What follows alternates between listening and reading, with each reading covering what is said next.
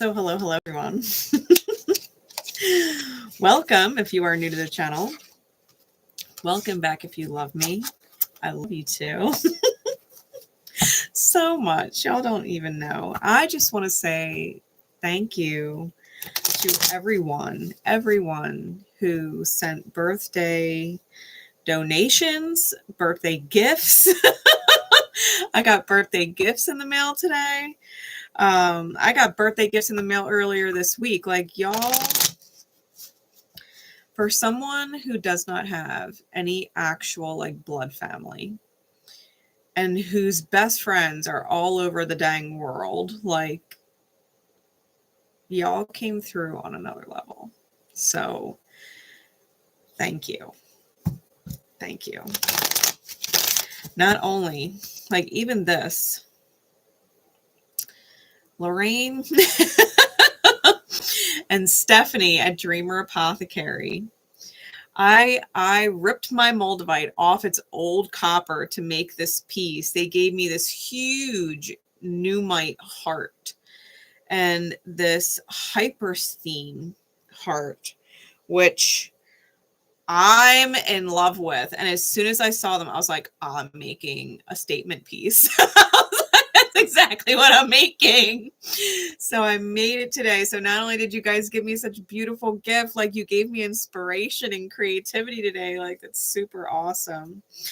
Special shout out to Elisa too, who I was rocking that robe this morning. I think I'm going to actually start a collection now of comfy robes. And I was drinking out of this awesome Sagittarius mug that she got me. It changes colors. It's like, it's too fucking cool. And then special thank you to Kathy, who was the first person to send me a birthday donation. That was like the coolest shit ever. I was just like, oh shit.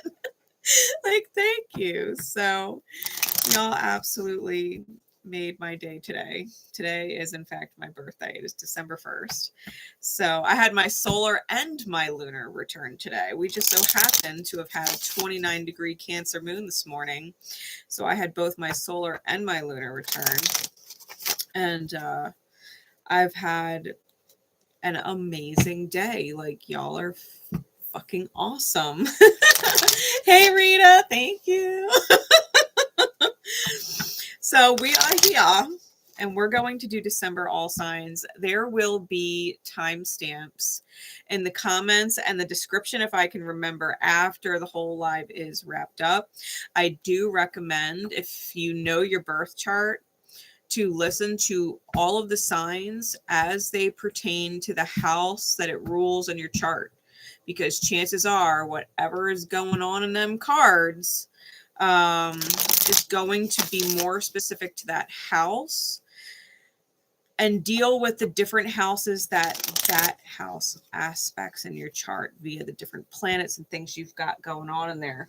Okay, so I am using the Star Tarot for these reads. I haven't decided what I'm going to do for the bonus reads yet, because the whole thing because October determined December's bonus reads. But October I did an all signs and asked everybody to comment the signs that they wanted the bonuses for in December. And we've got like a 6-way tie. So if y'all want bonus messages, this would be the time before I post them to go into October's all sign reading, and definitely leave a comment for the sign or signs if you want multiple signs that you want me to read bonuses for. Okay. I mean, now is not the actual time. Stay and watch this one first. But you know what I'm saying. You know what I'm saying. Make sure to go back and rewatch October. Especially if hindsight is 2020 like it is. You might understand how the readings played out differently. Especially if you look at it from a house by house, sign by sign perspective. Right? All right. Let's get down to business. as the Mercury in Capricorn would have it. Let's get into it. So we're going to start with Aries. Starting with Aries. Any of your significant Aries placements, the house in which Aries rules, cross watchers, I could be talking to you. Flip it, switch it, take it as it resonates. Okay. All right. Aries, please. Ooh. I am holding my deck upright. Okay. That's actually kind of good though. All right. Aries had it rough the last couple months, to be completely honest. Give me one more.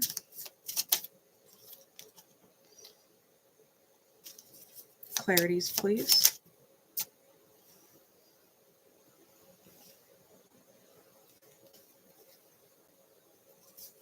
And one more.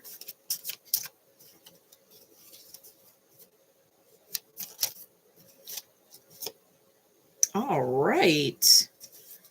Aries. I'm pretty sure I told you to get off your dumb shit.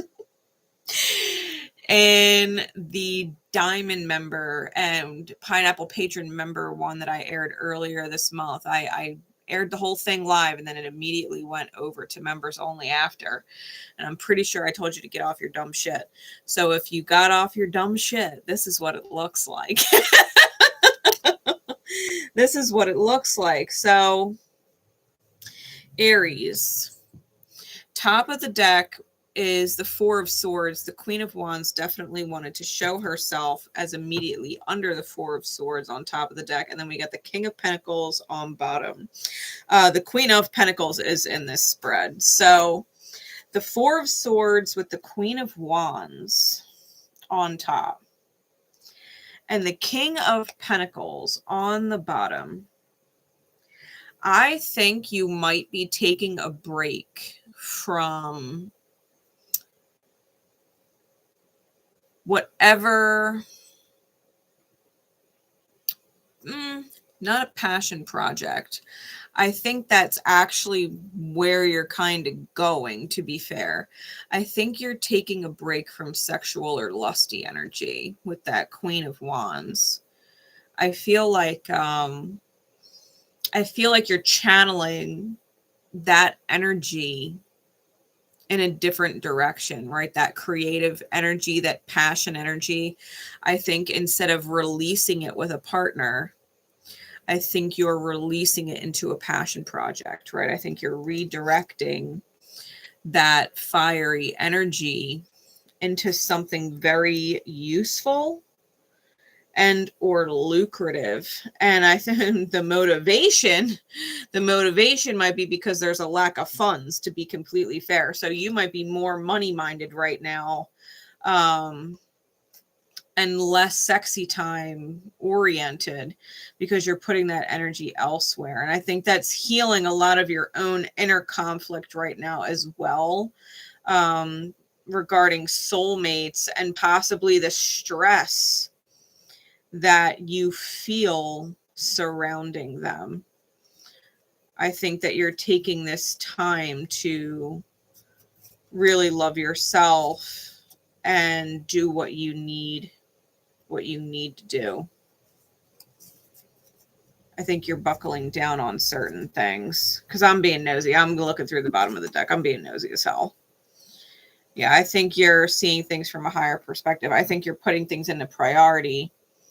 And if you've only got so much energy, if you're catering to someone else's need or desire of you to the lack of things that need to get done in order for you to feel more at peace financially, I think you're redirecting, which is a really, really good energy because we have the moon in reverse the first week with the Queen of Pentacles. So this is definitely getting out of the fog, or the illusions or lies you're telling the self in a big way and really focusing on what it is that you desire to manifest. Okay, this is you and your light energy for sure, because this is Aries taking the lead, right? Aries taking the lead and doing what they need to do. We have the 10 of Swords in reverse with the 10 of Cups. So this is like whatever big choice you had to make, Aries, whatever big choice you had to make, I feel like you made it. The second week is starting to show and pay off in your energy. I think you're feeling a whole lot better. I think you're feeling a lot less stressed out. I think you're setting yourself up for success, because the 10 of Swords in reverse is betrayal.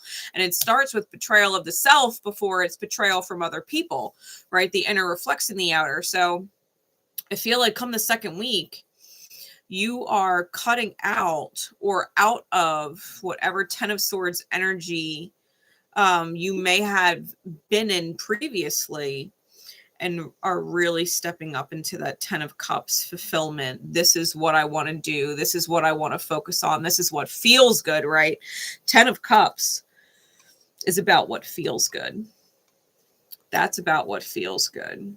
That's making sure everybody feels safe and stable. Because if you're worrying about money, if you're worrying about XYZ, and it's safety concerns or stability concerns, right? It's financial concerns. If you're feeling unsafe, everything else starts to stress you out, right? Everything else becomes something you're not in the mood for right now. You know what I mean? When one thing is out of whack like that, it's really hard to enjoy other things, because on the back of your energy, you're worrying about security, and security is base chakra shit. You know, it's root chakra, base chakra, like that is foundation security type vibration, right? Where we have security versus fear, right? Safety versus fear. And so this is about knowing that the only person that can truly make you feel safe is you, when you choose to do what you need to do, so that you don't have to worry about those kinds of things. You know, we've got the Ace of Cups with the Emperor in the third week. So this is a really big deal too. The Ace of Cups is an overflow from spirit, because you're literally in your high masculine energy, right? And the Emperor is your card. When you're in high masculine energy, you're choosing in divine alignment, right? You're choosing in alignment with your highest self, right? You're choosing in alignment with what spirit and all of spirit's unconditional love would guide you to choose, right? And so this is spirit overflowing a blessing to you in the third week, because you're in high alignment, and you start getting these beautiful pings at the end of December, final week, with the 8 of Wands and the Temperance card to alchemy, right? To really bring certain things in. I feel like whatever manifestation you were going after, I feel like this is it. I think you feel like you know it's coming. You know it's coming. And I can't help but feel like there's a lot of excitement. I feel like there's a lot of excitement between Temperance and all this electricity, right? All this starlight energy on the 8 of Wands. I just feel like, and I'm getting Melchizedek energy. So I don't know if you're familiar with Melchizedek, but Melchizedek was mentioned, and he is Jesus's teacher.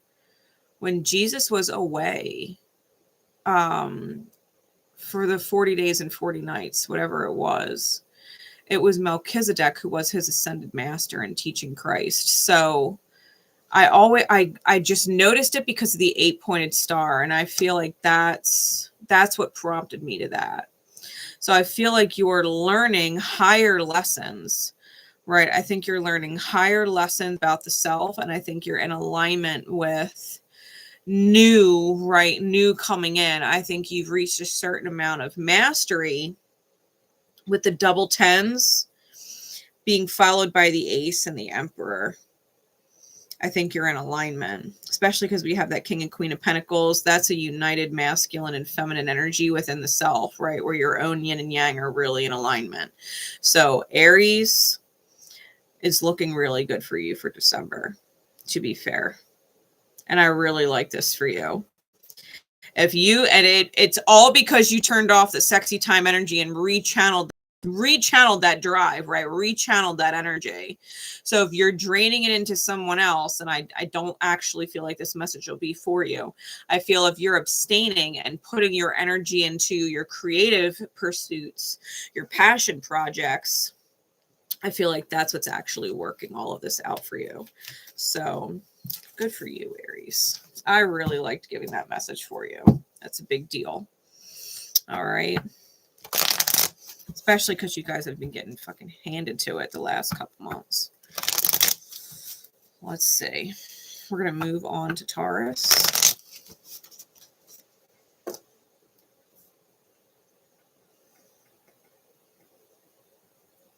Taurian energy. Taurian placements. The house in which Taurus rules. Cross watchers. Flip it, switch it, take it how it resonates, okay? Let's see what's going on for Taurian energy.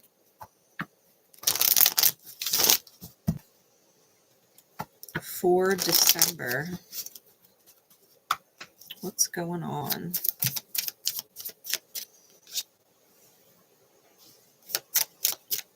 For our Taurian energy.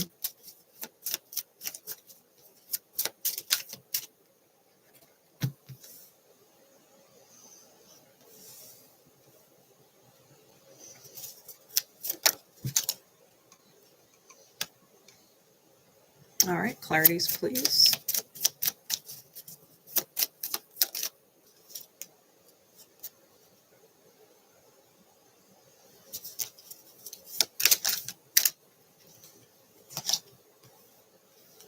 I put that back in my deck upright and it came back out in the reverse, which is a really good thing.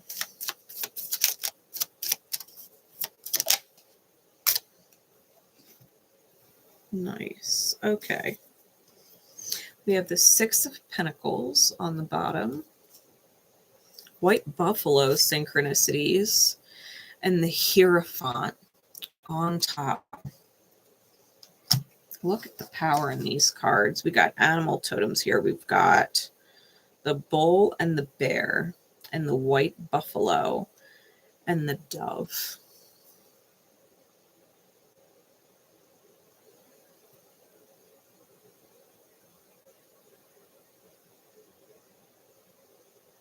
That's the top and bottom of the deck.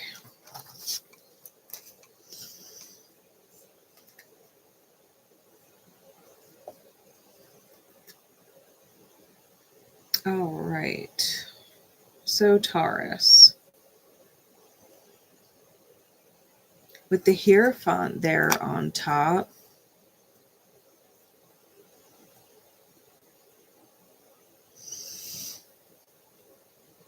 And the cards here, I think you're learning lessons about reciprocity this month. You may have gotten stuck in a maze with someone.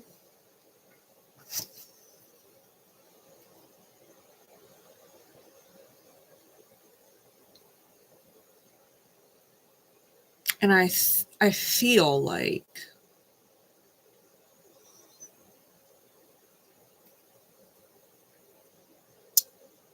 the discomfort of giving more than you were receiving back, I think the discomfort has helped guide you out of a situation.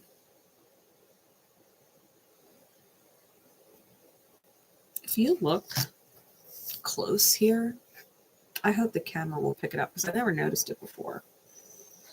If you look at his hand right here, his arm,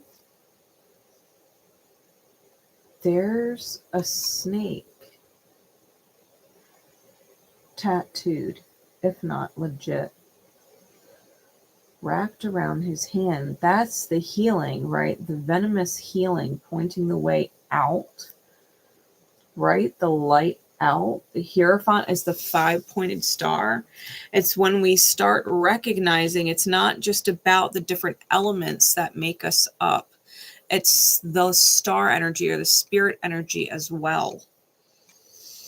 right? When we get out of this square kind of mundane level 4, right? 4 is a stability. It's a box, right?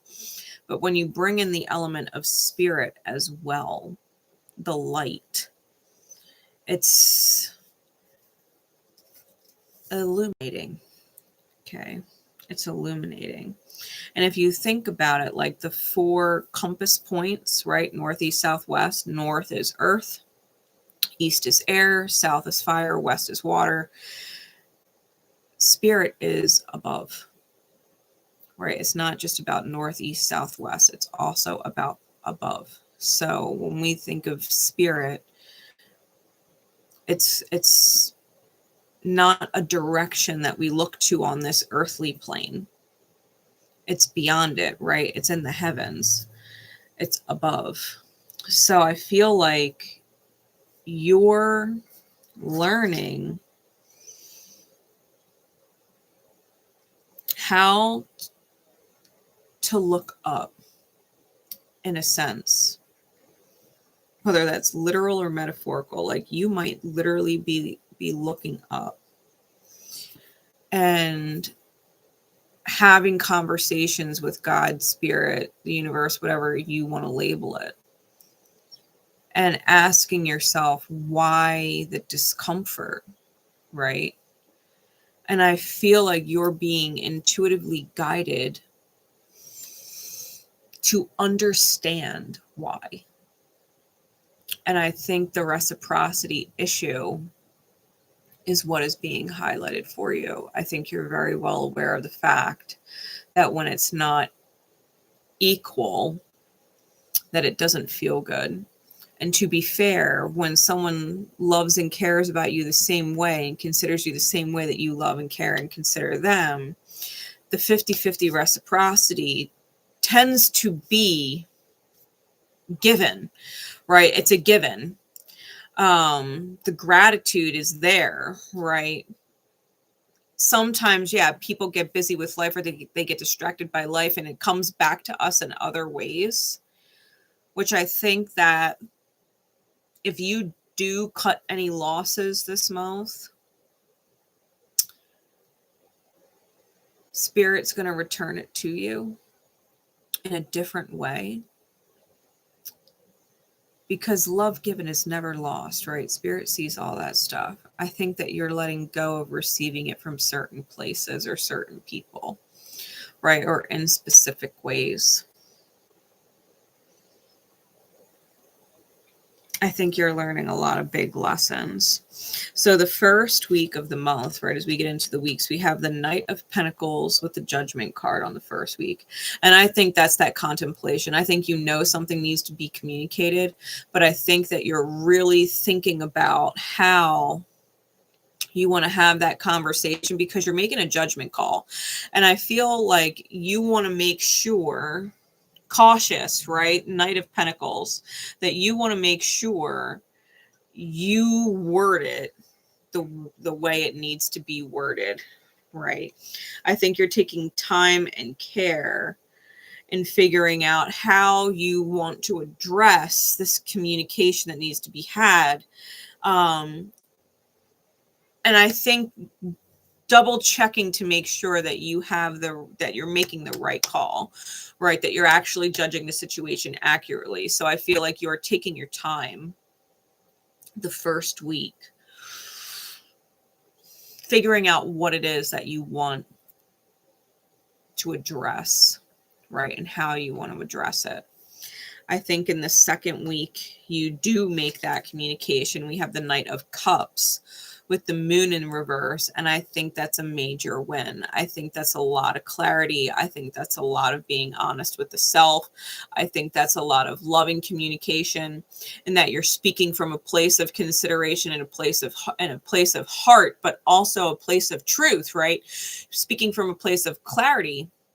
You're not, beating around the bush about anything, but you're not, icing it over and fogging it over and making it sugary sweet for people either. I think you're being really honest and using words that someone could easily understand and not necessarily take offense to, right? I think that you took the time in the first week to really make sure that you were, one, making the correct call, and two, that you were going to word it in a way that it would be welcomed, right? That it would be received well and not rejected, or, you know, that someone would get defensive or whatever, you know, that they would understand.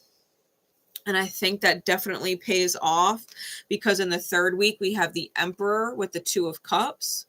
Hey, Meta, how are you doing? Thank you. Thank you. I think with the Emperor and the Two of Cups, I think that you are in your high masculine energy. That is you taking the lead, right? That is you making very clear and accurate assessments and situations and handling it in a very high-mannered way. And I think that it brings you and whoever it is that you were dealing with much, much closer. And if you felt alone in the past, right, I think that that's starting to temper out, because we have the Hermit card with the Temperance card. So if you felt like you were doing things alone or doing things and it was a little one-sided, I think after December transpires going into the new year, I think that your ability to communicate successfully ultimately ends up changing the outcome for the better. I think you get closer with someone and there's no longer that lack of reciprocity or that imbalanced reciprocity. I think you aced it. Okay. I think you aced it. So Taurus, fuck you, Taurus. That's awesome. That's awesome. To be non-reactive, to, you know, self-assess, right? To actually take the time to self-assess and really go through what needed to be go through, what process you had to process, so that you can address someone you love with the correct actions, words, and time. Not a lot of people can do that. Not a lot of people do. They can, and they choose not to anyway, right? I think that's very mature. I think that's very mature and respectable, very adult, right? Very adult.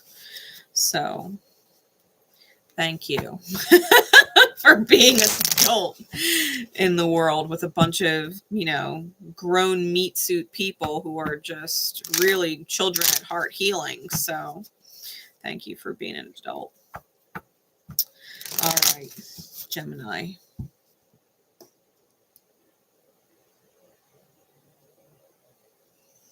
Gemini energy.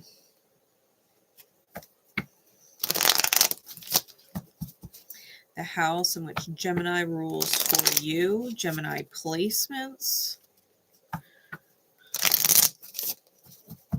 Cross watcher. Switch it, flip it, take it how it resonates. Okay. Doing Gemini energies. The house that Gemini rules for you. Okay. What's going on in December for Gemini, please?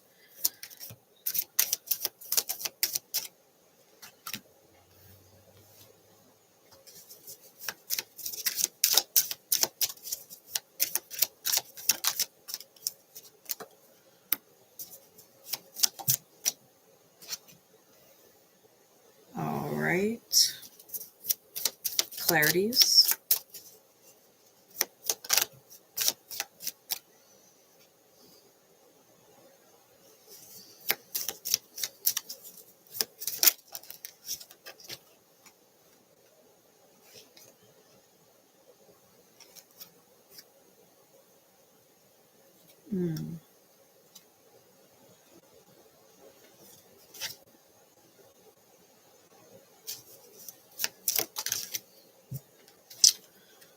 Okay.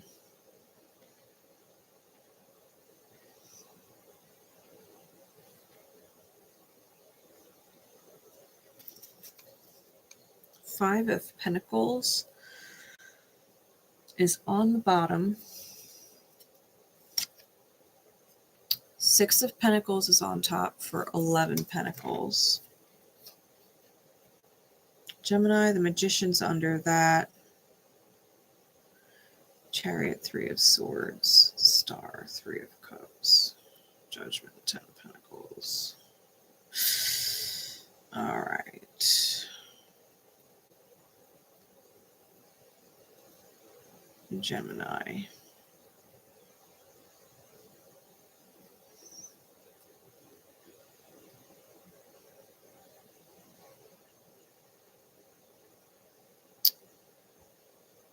I feel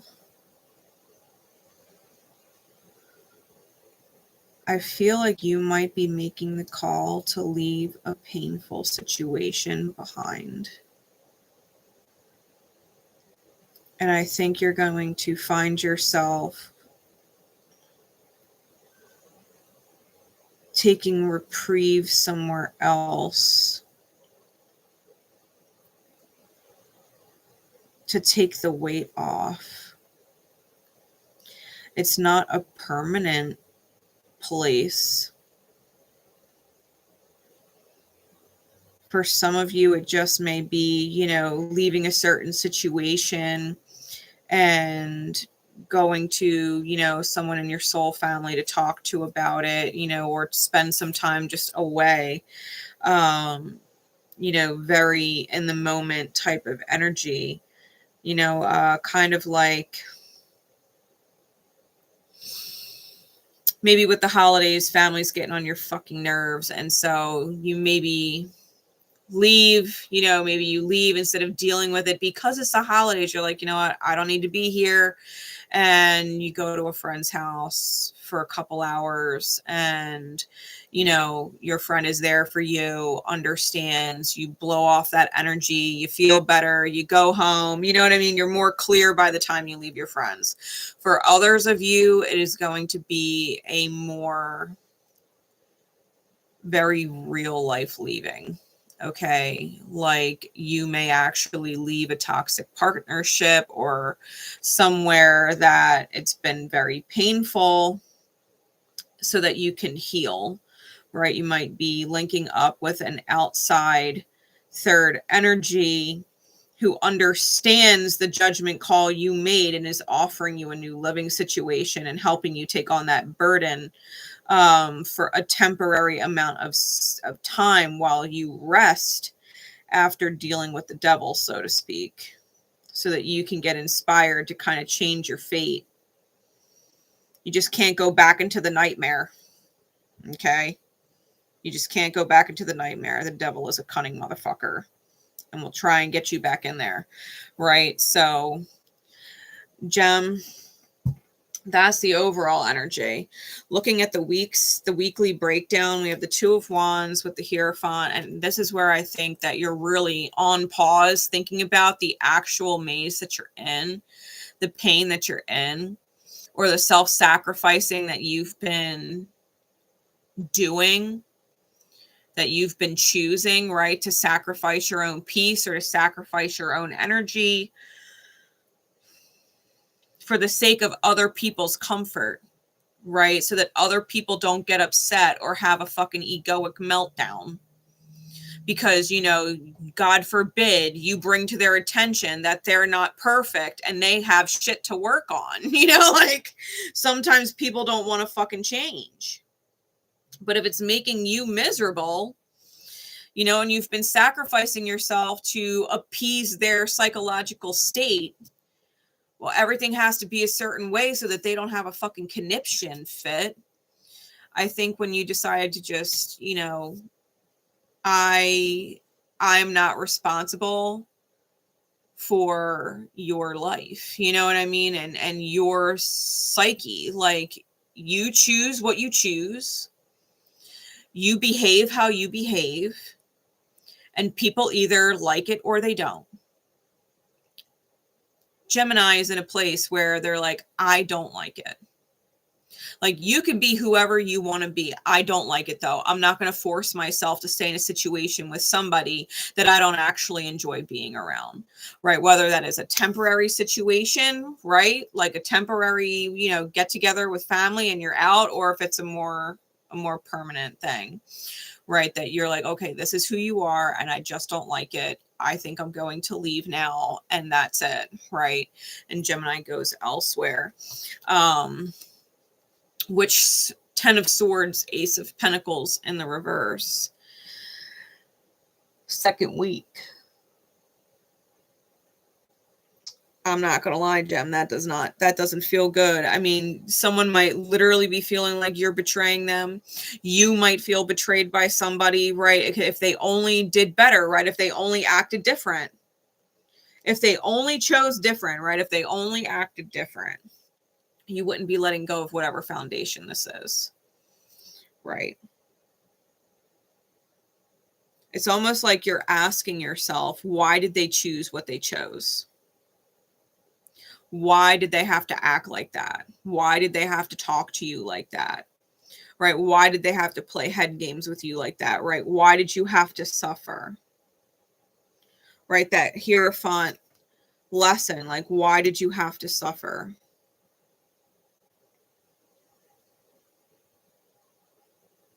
And I think, especially because we've got Chiron's minor arcana out here with the Strength card in reverse. And it's like, where did you give your power away?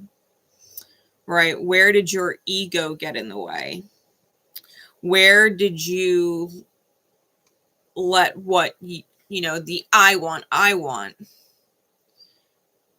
whether it was your own I want or someone else's I want? Where did you let that I want override as you were being divinely guided? Right. Where spirit was like, I don't know, something doesn't feel right. Something feels a little bit off. I don't know. Something doesn't feel good. I don't know. That kind of seemed like a red flag. You know what I mean? Like, where did you ignore those things? Because ultimately, it doesn't matter who wanted what.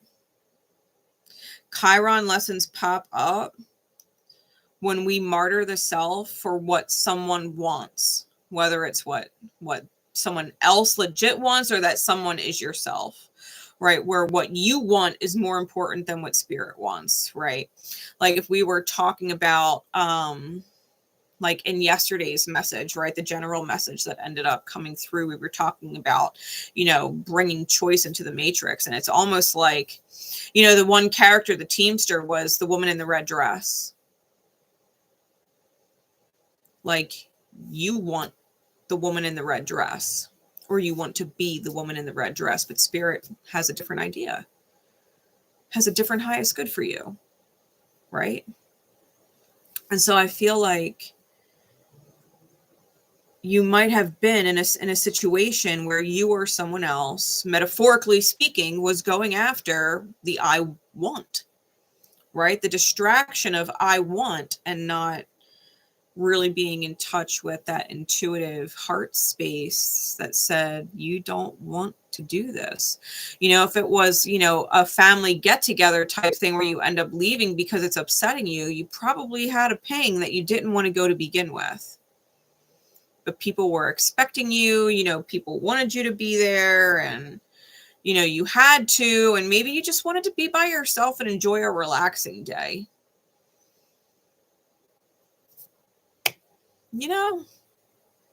Maybe this is spirit teaching you, like, when you have that ping and you don't actually want to go, there's nothing in your being that actually wants to be there.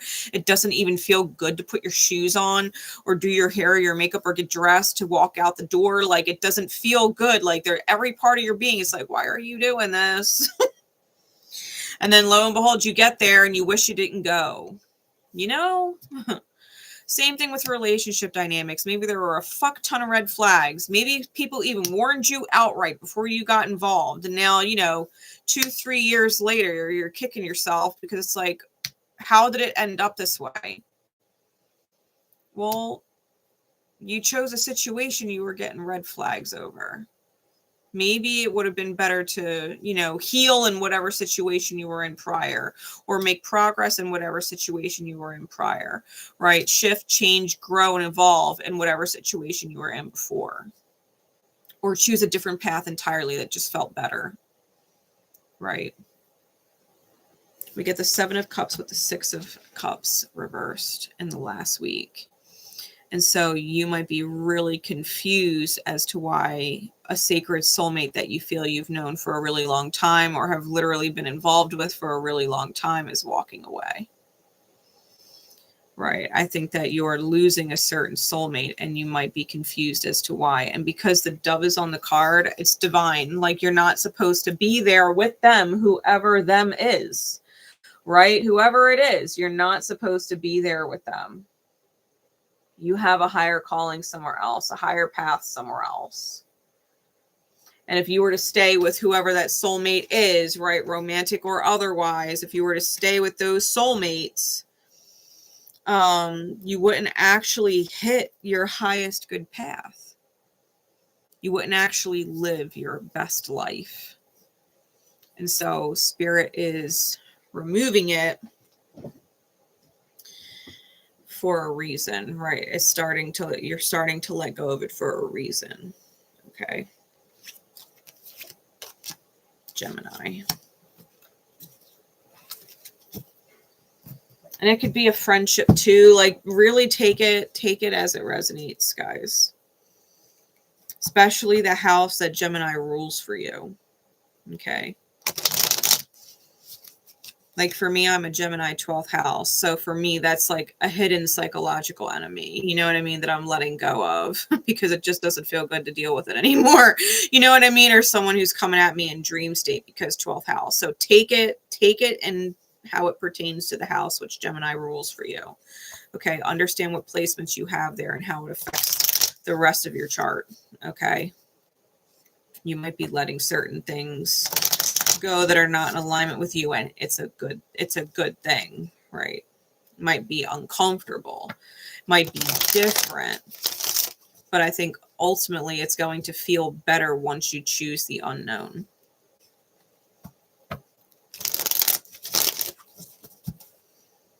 Right, when you recognize the quote-unquote woman in the red dress as just a distraction from what you really need to do. All right, Cancer.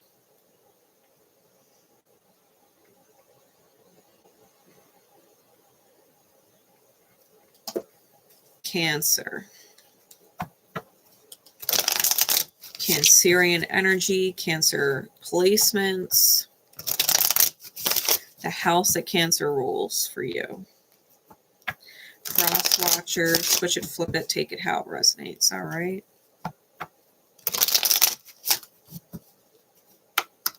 What's going on with Cancer?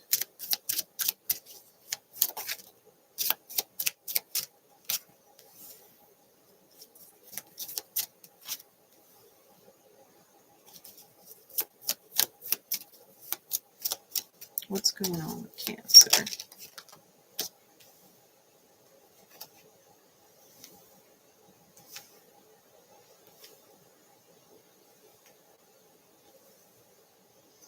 Wow, triple eights. That's abundance. 8 on the bottom too. All right. Emperor on top.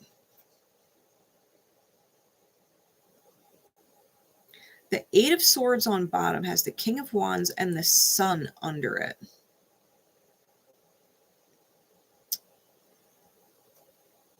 Cancer.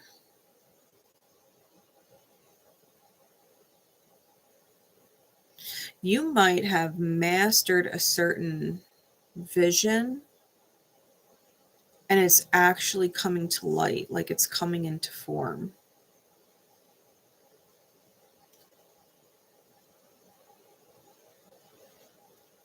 And I think you don't know what to do first. I think you have no idea what it is you actually want to do first. This manifestation comes in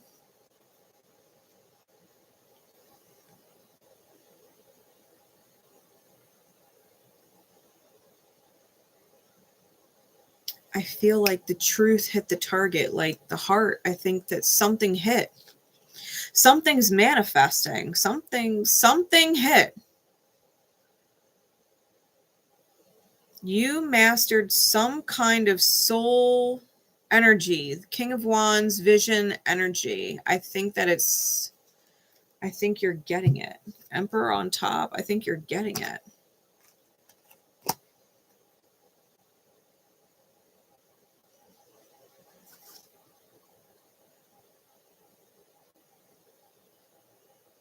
You mastered something.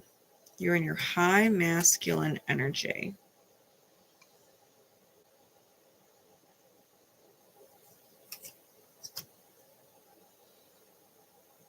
Eight is the house of inheritance and legacy. And we've got 4 8s here. 2 aces. And the rest are court cards and the Emperor. We literally have 8s and 1s. And the Emperor is 4. We have the Ace of Pentacles with the Queen of Cups. The Strength card, 8, with the Queen of Pentacles. The Prince of Wands with the 8 of Pentacles. And the Ace of Wands with the 8 of Wands. 1s and 8s. Really, the Emperor's 4. We got 4 8s.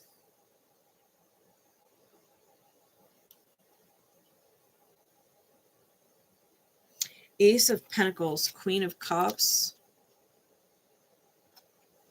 This is a foundation that came from something of nurturance, right? It came from compassion. It came from holding space. This is a foundation. An Ace of Pentacles, right? Offer from Spirit. First week, coming from a place of love from within the self.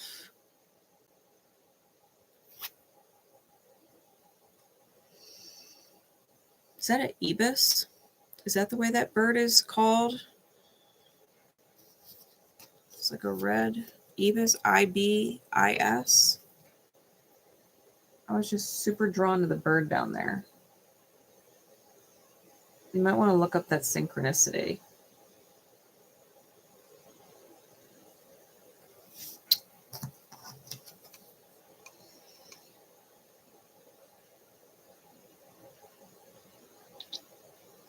Yeah, I feel like your heart drew in something, especially because this Queen of Cups is in the nighttime with all the stars and the moon above her. It's a very emotional thing that's coming in.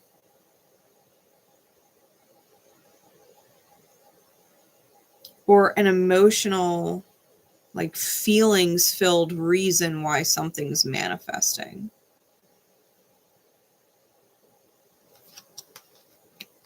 Strength card with the Queen of Pentacles. I think you're super humble about it too.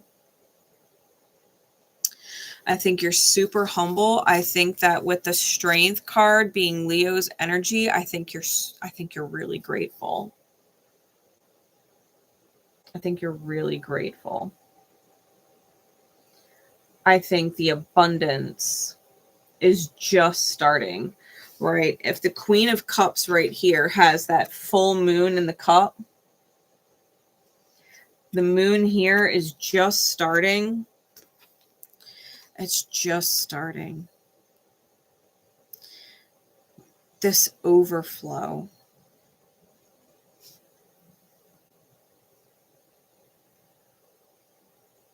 Irises might be synchronistic. The flower, purple irises. Because she's got irises on her chakras. She's got one on her crown, on her heart, and on her base chakra. Oh, and there's a cute little baby bear down there. This is the divine protecting you. This is the divine protecting you. That's a big manifestation. And then we get the Prince of Wands with the 8 of Pentacles. And this is Lion and Unicorn energy. Wheel of Life energy, moon cycle energy, right? Cancerian energy and all the moon cycles.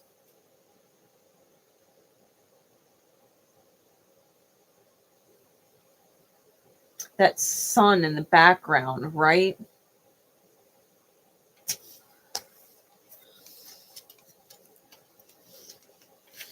the princes are pages, and I feel like that page is like that reinvention for me. The Page of Wands is like a resurrection of the self, or a self renewal, right? A rebirth. It's that Phoenix rising type energy.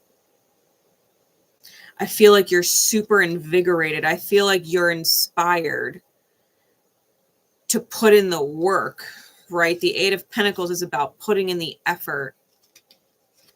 I feel like you're excited to put in the work. And when I say the work, I mean like the divine work, right? Because we got the Ace of Wands with the Eight of Wands. Look at all this lightning. Look at all of this lightning. This is divine download out the wazoo. That is like crazy divine downloads. And it's so wild because I was just listening to something on YouTube about the Book of Job. I was listening to the Book of Job.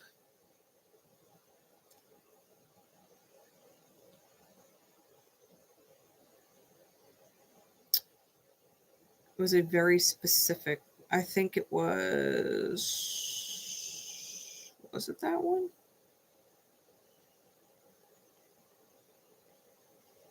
Might have been called, it might have been Grace Digital Network, if it's not Inspiring Philosophy.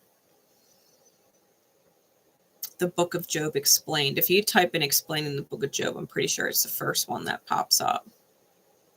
It's got 1.6 million views. It was 9 years ago. But it makes so much sense because I feel like you're being inspired. I think you've been doing, right? You've been doing things from the heart.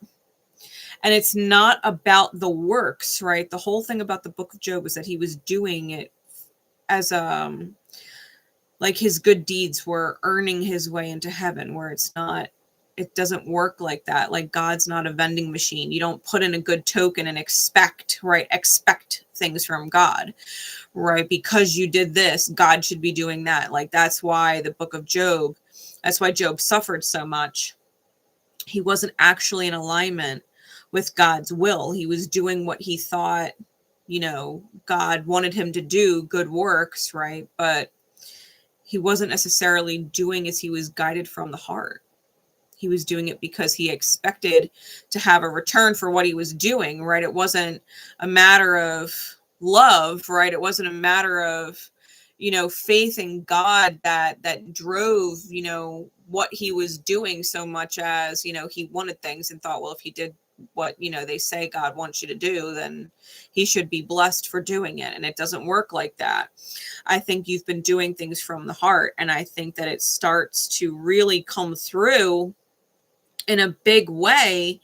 And as soon as Spirit unleashes whatever this wild abundance is, right? Quadruple eights, double aces.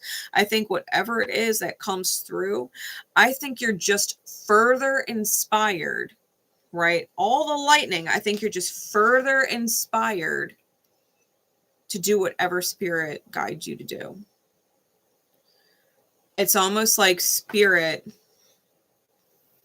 helped you hit some kind of energetic lottery, right? Some energetic lottery. And now that you have won whatever this beautiful blessing is for just being of high service, right? Just being available.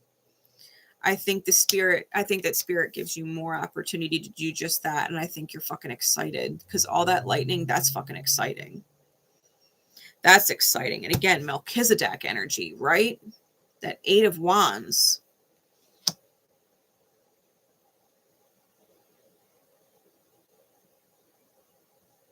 I think you're being divinely guided. And I think that what you're capable of is going to expand. I think what Spirit is capable of bringing through you into this world, your world, whatever people you touch in this time space, I think that's going to expand.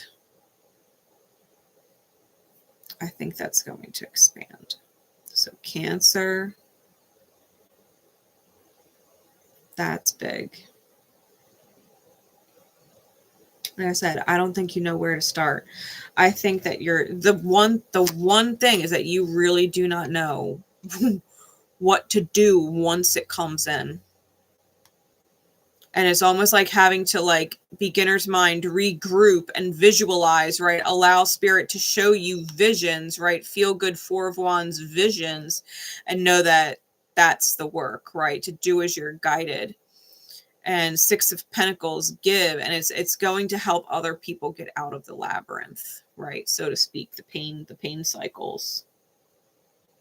So hell yeah, Cancer. Hell yeah. Thank you, Lori. Thank you. It's been a wonderful birthday, to be fair. It's been a fucking amazing day. Given I woke up at like 4:50 this morning with my alarm for work. Even though I had the day off today, right? My job actually gives us a paid day off on our birthday, which is freaking awesome. So I woke up, I had my coffee in my mug from Miss Elisa in my comfy robes, and had a muffin that I had treated myself to from Little Bear out in Terre Haute. And then I ended up going out to lunch with my son. We went out to lunch, and I've got stuff cooking in the slow cooker as I speak. Thanks, Tori. Yeah, it's my birthday. I'm 38 today. Lucky 11 years, right? Lucky 11, 3-8. Love it. Love it. So yeah, it's been a really good day. Yeah, it's been a really good day. It's been relaxing. It really has. And then I spent a whole bunch of time making this because my son, right now, I didn't even fucking know how Lorraine and Stephanie, right, Dreamer Apothecary, kept it a secret from me. I don't know how the fuck they kept it a secret. Okay. My son ordered something and he was like, I think it's at the post office. So I wouldn't have even thought to go today. And my son was like, you know, we need to go to the post office. So I have a P.O. box, right? And I have everything shipped to the P.O. box. So I go to pick up his package, which is in my little mailbox, but there's one of the parcel locker keys in there. And I'm like, all right. Went, opened the parcel locker, and realized my box from Stephanie from Dreamer Apothecary was in there. So I'm already fucking excited because I had ordered her Yule confetti, like her crystals confetti, which I freaking love, by the way. And I ordered some more of her honey, right? She's got locally sourced infused honey that she makes. And I used all of my last one. So I had treated myself for my birthday to another jar of honey. But I behaved, right? Just got that. Last year I dropped almost $500 fucking dollars for my birthday with Dreamer. I fucking love all of her stuff. I'll say this about Dreamer Apothecary and Stephanie. If I could have split myself into another human and had time to create and make and purchase and showcase all of the beautiful things that she makes and does, like spirit created her so that I didn't have to do all of those things because she does it all so beautifully. It's just like, and I'm a Sag and she's a Gemini, and it's like she's like the perfect other part. I love everything that she does. Like if I could literally have my own apothecary and make my own, you know, homemade, you know, candles and honeys and teas,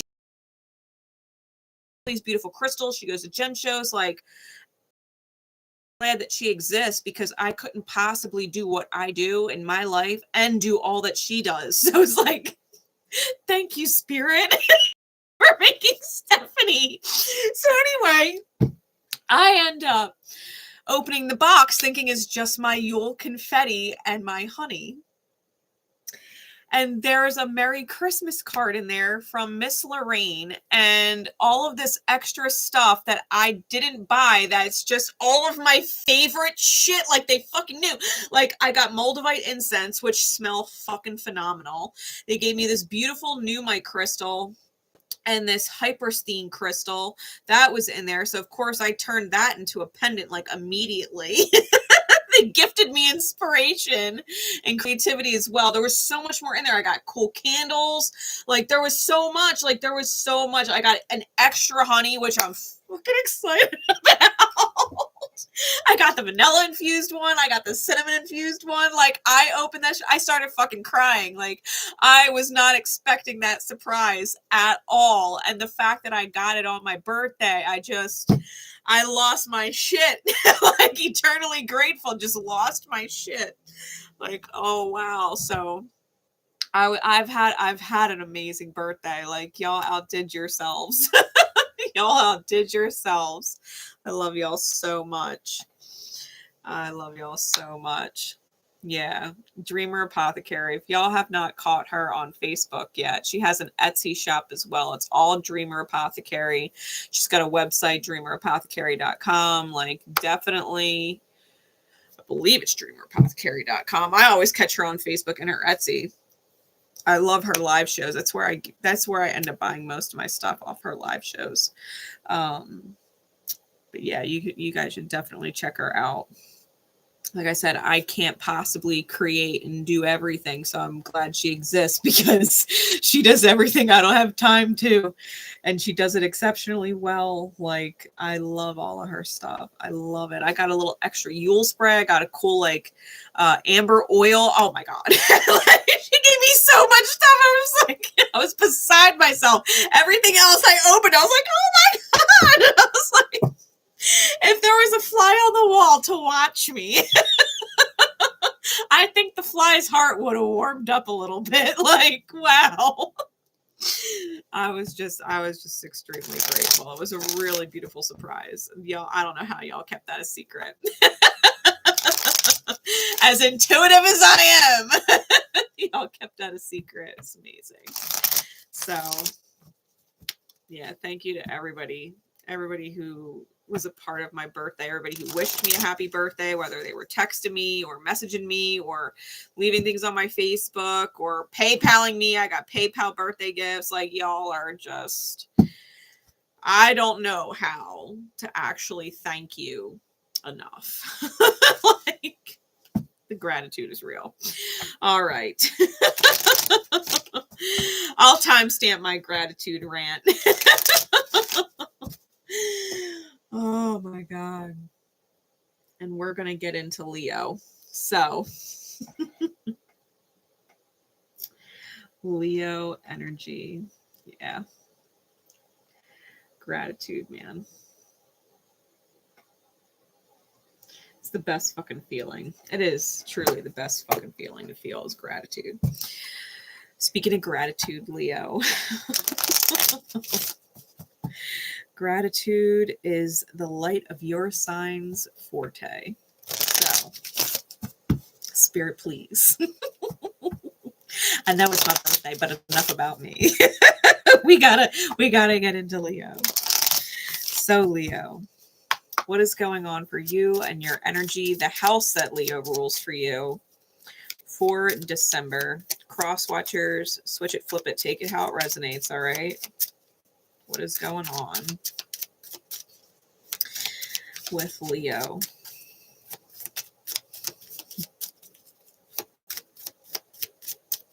What is going on with Leo? Okay. What else?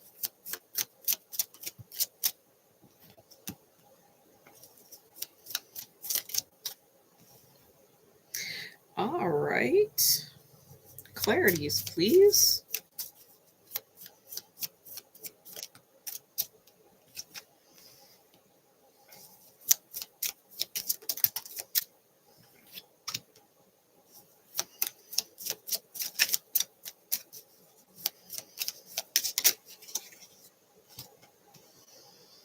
All right, give me one more.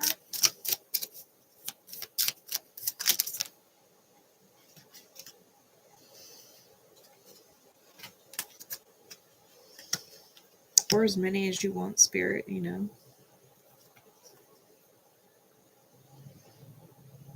Side note, Give me one more on. Thank you. All right. It is your day today, Leo. We have the moon in Leo right now. 5 of Cups is on the bottom. 2 of Wands. Or 5 of Cups is on top. 2 of Wands is on the bottom with the Devil and the King of Cups. All right, Leo.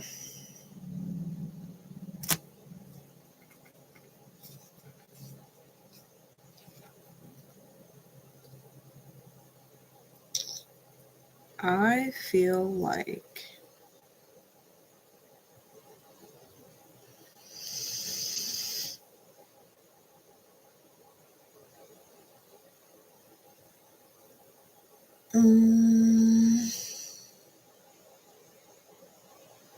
I feel like you're super hopeful about a situation, but I feel like you're forcing yourself to feel hopeful. I think you know the truth, though.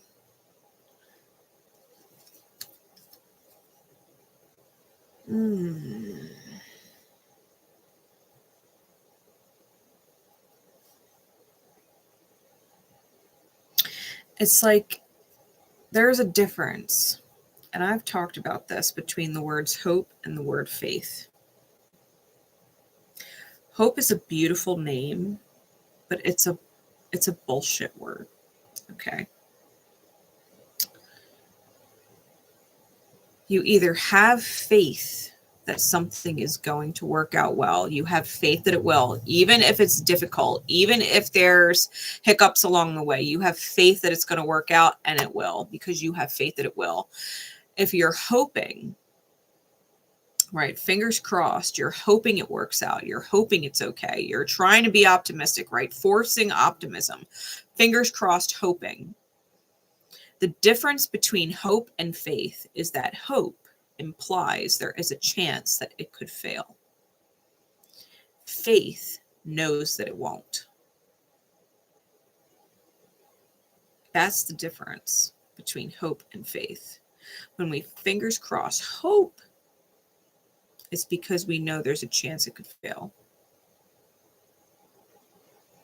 If we're trying to force optimism, it's because we already have a pretty good gut feeling that it's not actually going to work out, possibly at all. Right? Faith, it might work out a different way than you thought, but you have faith that it's going to work out. No matter what, you have faith. You know it will. You might not know how, but you know that it will. Right? Faith. Hope implies the chance of failure. Implying the chance of failure and hoping for the best. Also, it has to be understood then that there's an undertone of doubt then. There's an undertone of doubt, and doubt is a low aligned energy. And that only manifests more, right? You're going to confirm the reason why you were doubting. So I feel like you're forcing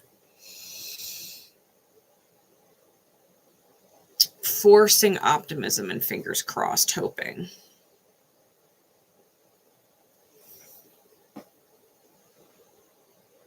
Now,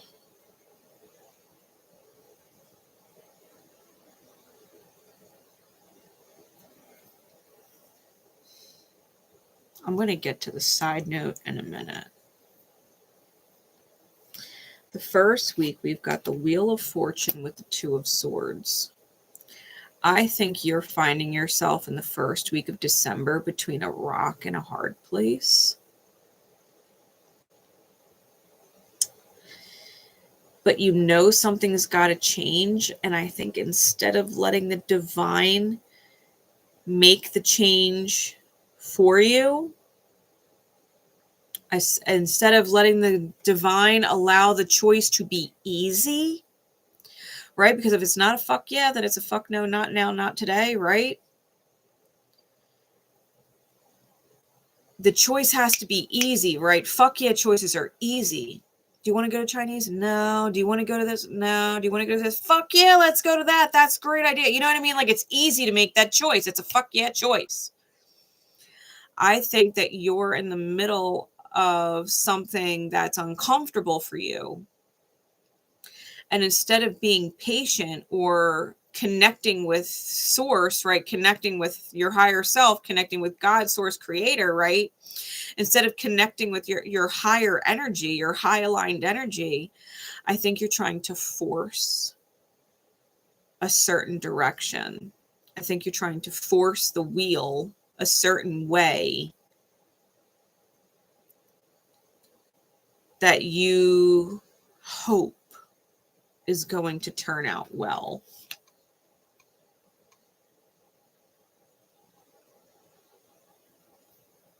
And to be fair, we do get the Tower in the reverse with the Six of Pentacles and the King of Swords. And I feel like you feel it was a good choice. I think you feel like you dodged a bullet with the Tower in the reverse. And you gave to something, right? I think you gave to an impoverished energy. And that's going to end up as above and so belowing. Okay. So I think you feel, right? You think you made the right choice because you're putting energy into something that has no energy left to give, right? You're giving to something. Right, when we think of the Six of Coins card, we see the well-to-do person with the scales in their hand, right? Giving money, giving coins to the person on their knees, begging, right? Which is about poverty mindset. Someone who doesn't have poverty mindset giving to someone who does, and they never reciprocate because they're impoverished energy. Once you give to them, you can never get back, right? Once you give to them, you don't get it back. Because impoverished energy is going to continue being impoverished until it changes its mindset, right?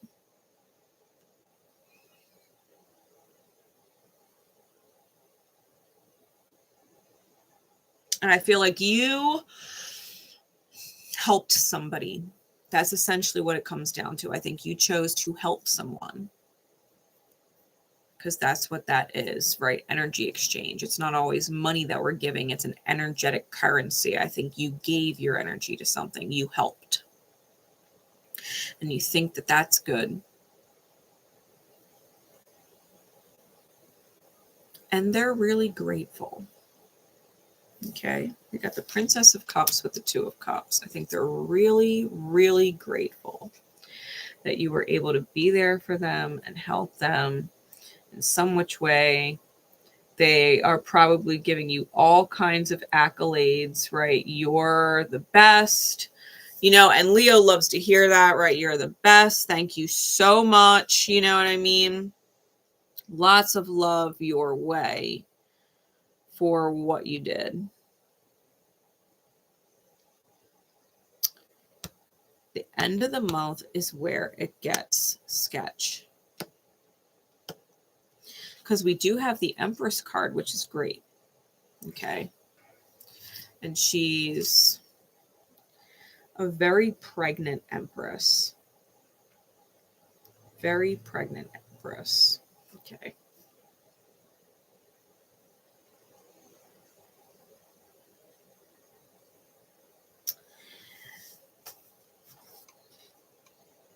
The Empress came out with the Four of Pentacles and the Five of Wands, though. So I feel like what she's creating, okay, is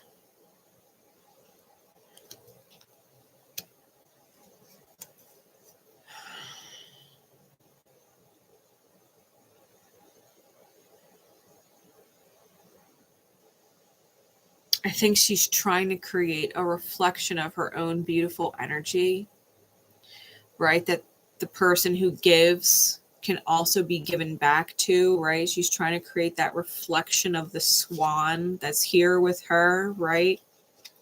The heart space, the feminine energy that is the heart space, right? Regardless of gender, the Empress is the feminine. And the swan is on the card here, right? This beautiful swan that is giving and generous.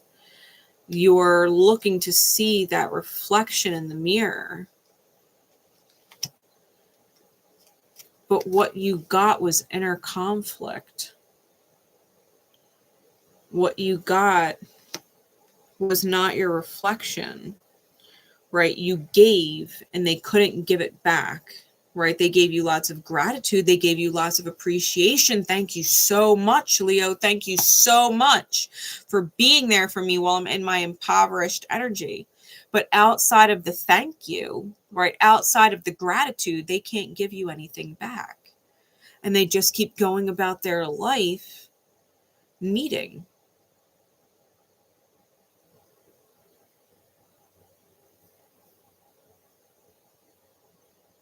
Like, no matter what it is that you gave them, they're like, all right, thank you. Legit. It's awesome. Thank you. But I'm still in poverty mindset.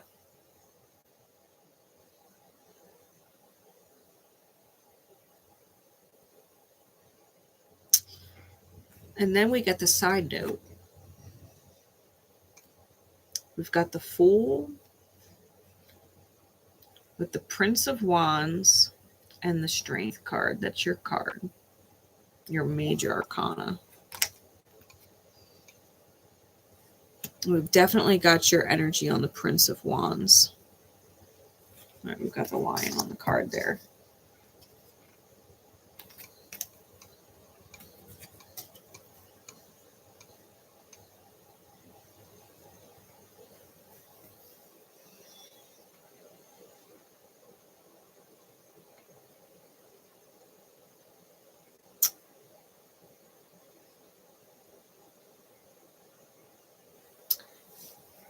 Leo.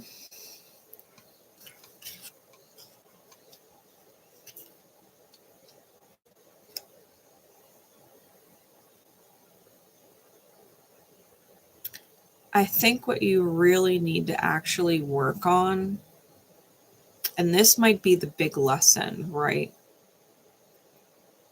Mark my fucking words. This might be the actual lesson, why you went through all of this.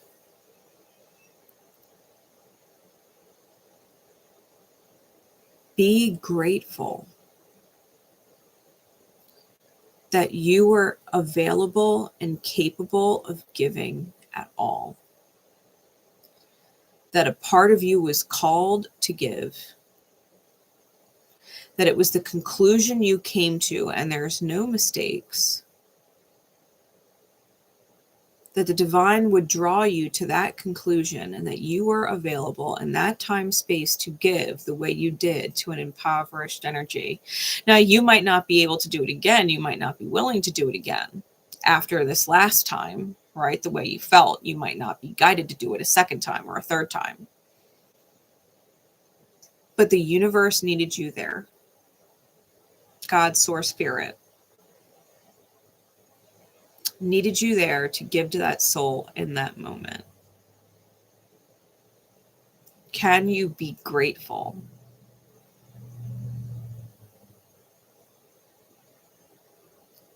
For the fact that you were where the divine needed you to be at the right time? Because someone is learning a lesson and healing. And all you have to do is be grateful for doing as you were guided to do, that you felt it was right to do. You felt good doing it. It felt good. It didn't feel bad. You weren't forcing yourself to make that choice, even against your will or against your better judgment. You were thinking about it. You felt like you had to make a decision. and you made one and it felt good. You felt like you made the right decision. They were extremely grateful. It's not like they told you to go fuck yourself after you gave it to them. They were really grateful. It felt good to give it. It stopped feeling good when you wanted them to be just like you. But that's a part of their lesson learning, right? They're going to work their way up to where you are in that regard eventually, this life or another. What you're working on right now is the ability to hold gratitude for your ability to give, even if there's no payback that you can process. Right? That you process it and say, yep, that's even, right? It's kind of like, I'll give you a personal example. I've had this channel since 2018. It's been an extremely slow grow. Most of the videos I do as of right now, they rarely crack 100 views. Sometimes people like the videos, sometimes they don't. Sometimes I wish they would comment, leave me more feedback. Sometimes they don't, right? What if I got down on myself because my channel's not taking off? It's all about the numbers. People aren't really there. People aren't really showing up. People, aren't taking it the way that they're meant to take it, blah, blah, blah. And what if I lost gratitude for the ability to be Spirit's voice box? What if I started doing it for the wrong reasons and said, fuck it. This isn't what I thought it was going to be. It's not about right? It's about what Spirit needs it to be. And that's why I'm here. Like, I'm just grateful that whatever Spirit needs to get out and whoever needs to receive it inevitably will get it in whatever divine time they need to get it. Right, I was talking earlier about the book of Job. Sometimes we're called to do acts of divine will, and we don't always understand it. But why would we lose sight of the gratitude for being there in that way? So whatever you're dealing with in December, hold that feel-good feeling and don't let it go just because it's not changing someone or changing circumstances in a way that you think it should change right away. Sometimes the divine needs more time to really heal a soul, to teach it a certain lesson that it's learning in this lifetime, right? Sometimes we do things or we talk to people and it clicks in a conversation. Sometimes we do things or we have conversations with people and it clicks over the course of a couple years. Sometimes we do things and we have conversations with souls, and Spirit needs multiple lifetimes to really circle back to the main point of it all. So let Spirit worry about timing. Let Spirit worry about how it's going to bless you for being supportive of its will, right? And bringing it here, and hold gratitude that you're aware enough to do that and have that mentality, right? So that you don't end up in a lower Leo vibration, right? Which is it feels taken for granted. Or unappreciated or underappreciated, right? Undervalued is the shadow of Leo. So don't go there, right? Don't go there with yourself. Stay in that beautiful gratitude light, right? For sure. All right, that's Leo. Getting into Virgo.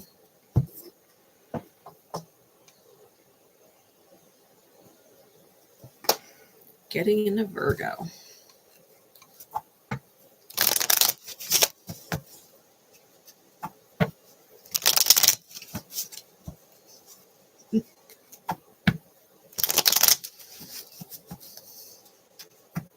Spirit, what's going on, Virgo?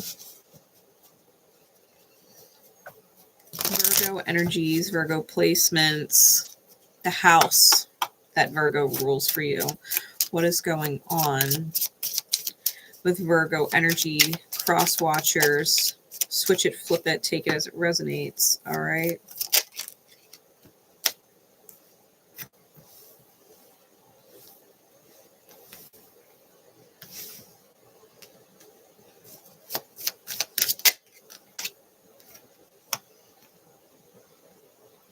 Virgo, you might feel blind. You might feel blind, and that's probably because Saturn and Neptune in Pisces opposing your sign are kind of overpowering things right now. Sun is on the bottom. Okay. And the Hermit's on top. So 919 may be synchronistic for you. You may be a Virgo whose birthday is on September 19th. Right on the cusp of Libra there. That might be super specific for someone. Might be really, really important if you have some kind of placements in the last 3 degrees, right? 3-4 degrees of Virgo. With the Hermit card on top and the Sun card on the bottom, I think you're putting in a lot of energy, a lot of effort into choosing to love yourself. You might know that you don't have all the answers right now, that you don't know everything that's going to happen. But I think you're putting your best energy forward.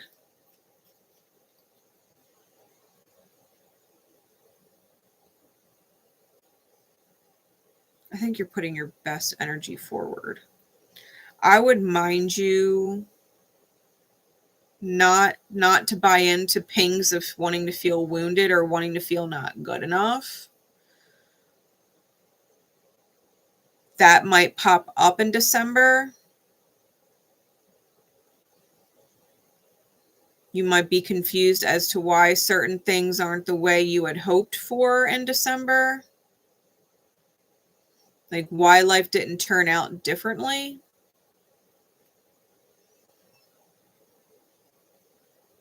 There might be a real temptation to go there.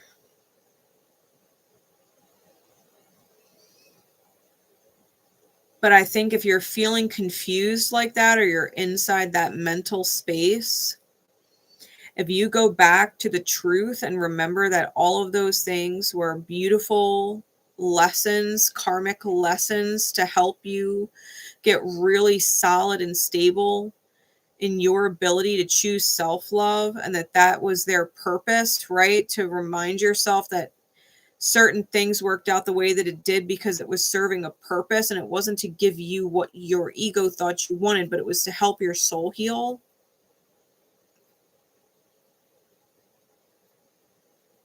To help your soul heal. Because you needed to learn how to love yourself. You needed to learn how to be someone that you loved being.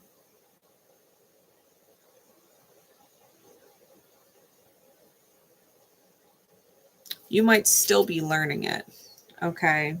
But I feel like December is definitely going to tempt you into some introspection, especially looking back on past things, right? Now, the cards that I have lying in front of me, there's at least one face down card in all 4 weeks. So I feel like you really don't know things. All right, the Queen of Wands came out clarified by the 3 of Swords. So yeah, there's that energy, right? The first week of December, you might really be tempted into the thought train of why didn't certain things work out a certain way. It would have been so cool if it worked out this way, or it would be so cool if we still had certain things in place, right? Or certain people in place. You know, if it's like, for example, family, like why couldn't, you know, our family have just worked out closer, you know, and been closer? Why did our family have to have so many problems? Or, you know, if it's a relationship dynamic, like why did it have to be so painful or so drawn out? You know, why did I have to fill in the blank? Why couldn't it have been a different way? You might be visualizing a lot of painful things, whether they're memories, visualization, or visualizing things that look beautiful in the mind, but that bring up feelings of pain when you visualize it, because it's not those things, right?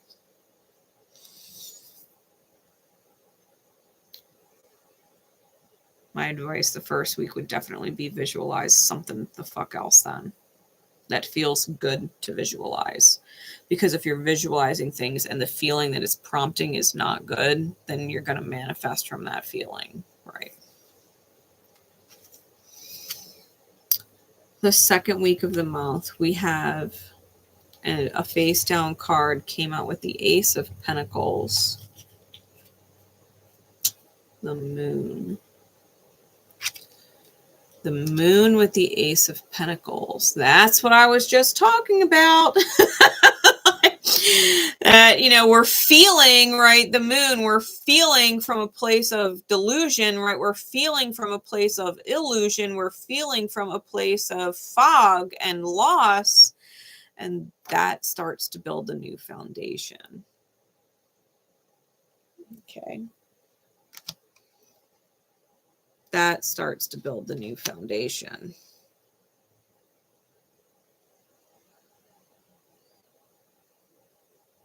If you've got ancestors that you can call in, like if they were alive, what would they tell you? If they were alive, what would they say? If you were real with them and you broke it down, got real with them, what would their response be?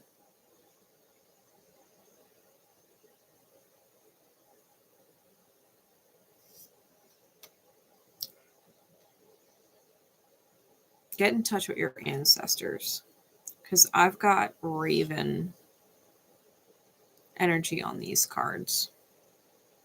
Right? Do you want to feed the wolf of light or the wolf of shadow?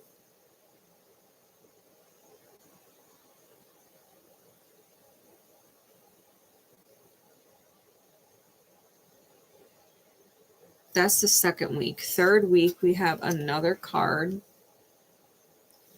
Face down, it came out with the Six of Wands. It's the Five of Swords. And this is what I was talking about. You gotta find the win inside the loss, right? The win inside the loss. Things were lost. Five of Swords, things fell apart. There were arguments. There was pain, right? There was things that felt like a knife in the heart. People walked away, right? Things ended, and you've got to find the victory in it. You've really got to find the victory in it. Third week, we have a face down card with the Nine of Swords. It's the High Priestess. You can't psych yourself out, Virgo. I'm telling you, this is that Piscean energy. It's that Piscean energy. If you've got Gemini placements, the house in which Gemini rules for you, it is squaring Gemini's energy. And if you've got, as a Virgo, right, you have natural squares to Gemini, like it's a major distraction, like the reality of things. You cannot get hung up on the reality of things not being what you always felt it was supposed to be. because there's a difference between intuition and our gut feeling, that divine feminine energy, and our woundings chasing what is familiar or desired. We think we want certain things. We think we want certain people. We think we want certain fill in the blanks. And then when we get those things, we don't understand why it's not what we wanted, why it didn't work out the way that we wanted. And it's because our wounds attracted it and we weren't listening to our intuition when something didn't feel good. We negated it and said, yeah, but I want. Well, yeah, but this doesn't feel good. Yeah, but this excuse because I want. Right? Thanks, Victoria. Yeah, I feel like Virgo, you're learning lessons,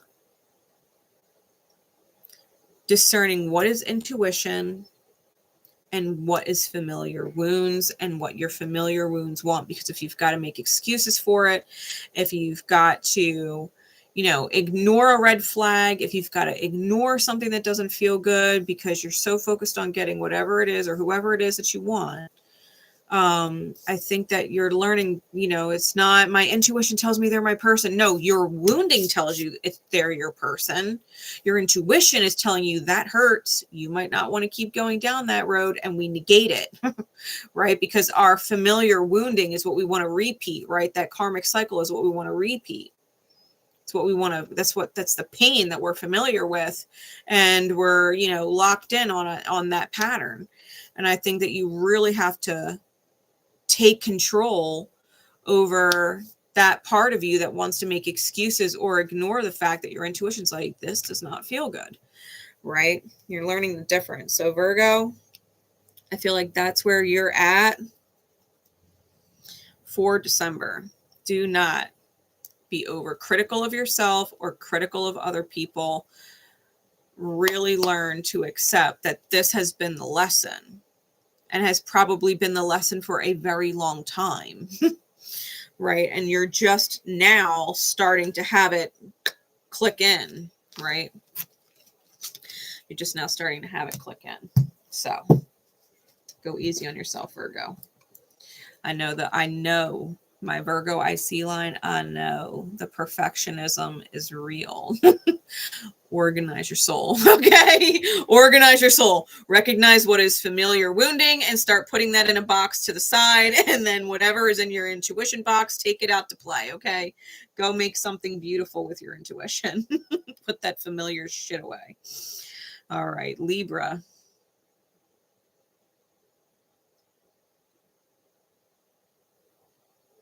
Libran energy.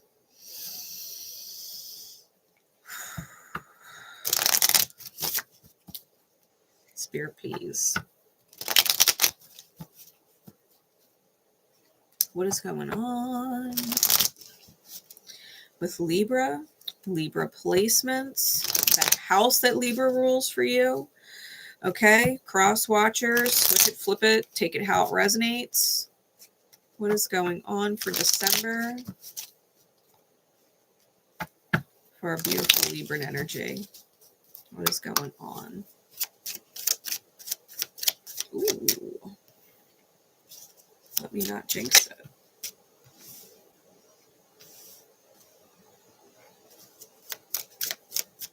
What else?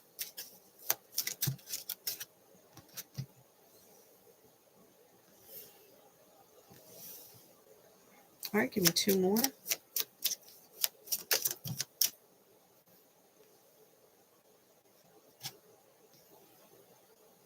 All right. Two of Cups is on the bottom. The Devil's on top. That might be Pluto and Capricorn squaring on your sign. Because Pluto's on its way out of Cap. Okay. It's been in Capricorn for a hot minute, but y'all are cardinal signs. And Pluto is coming to the end of the stretch, squaring on Libran energy.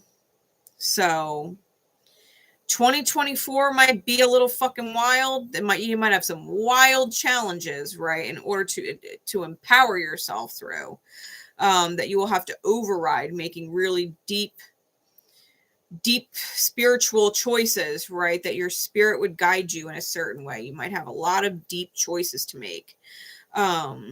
As Pluto starts to exit Capricorn and square to your sign, especially if you have later degree Libra placements, right? If you're in like the last 5 degrees of Libra. 2 of Cups is on bottom. The Death card under that. 3 of Wands, 9 of Pentacles here. Okay, Libra.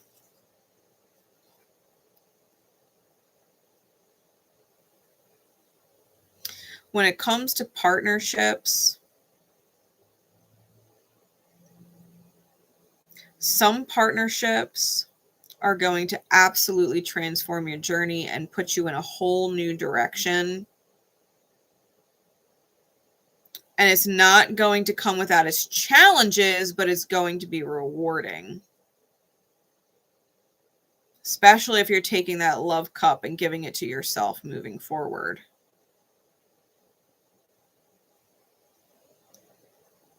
Other partnerships may really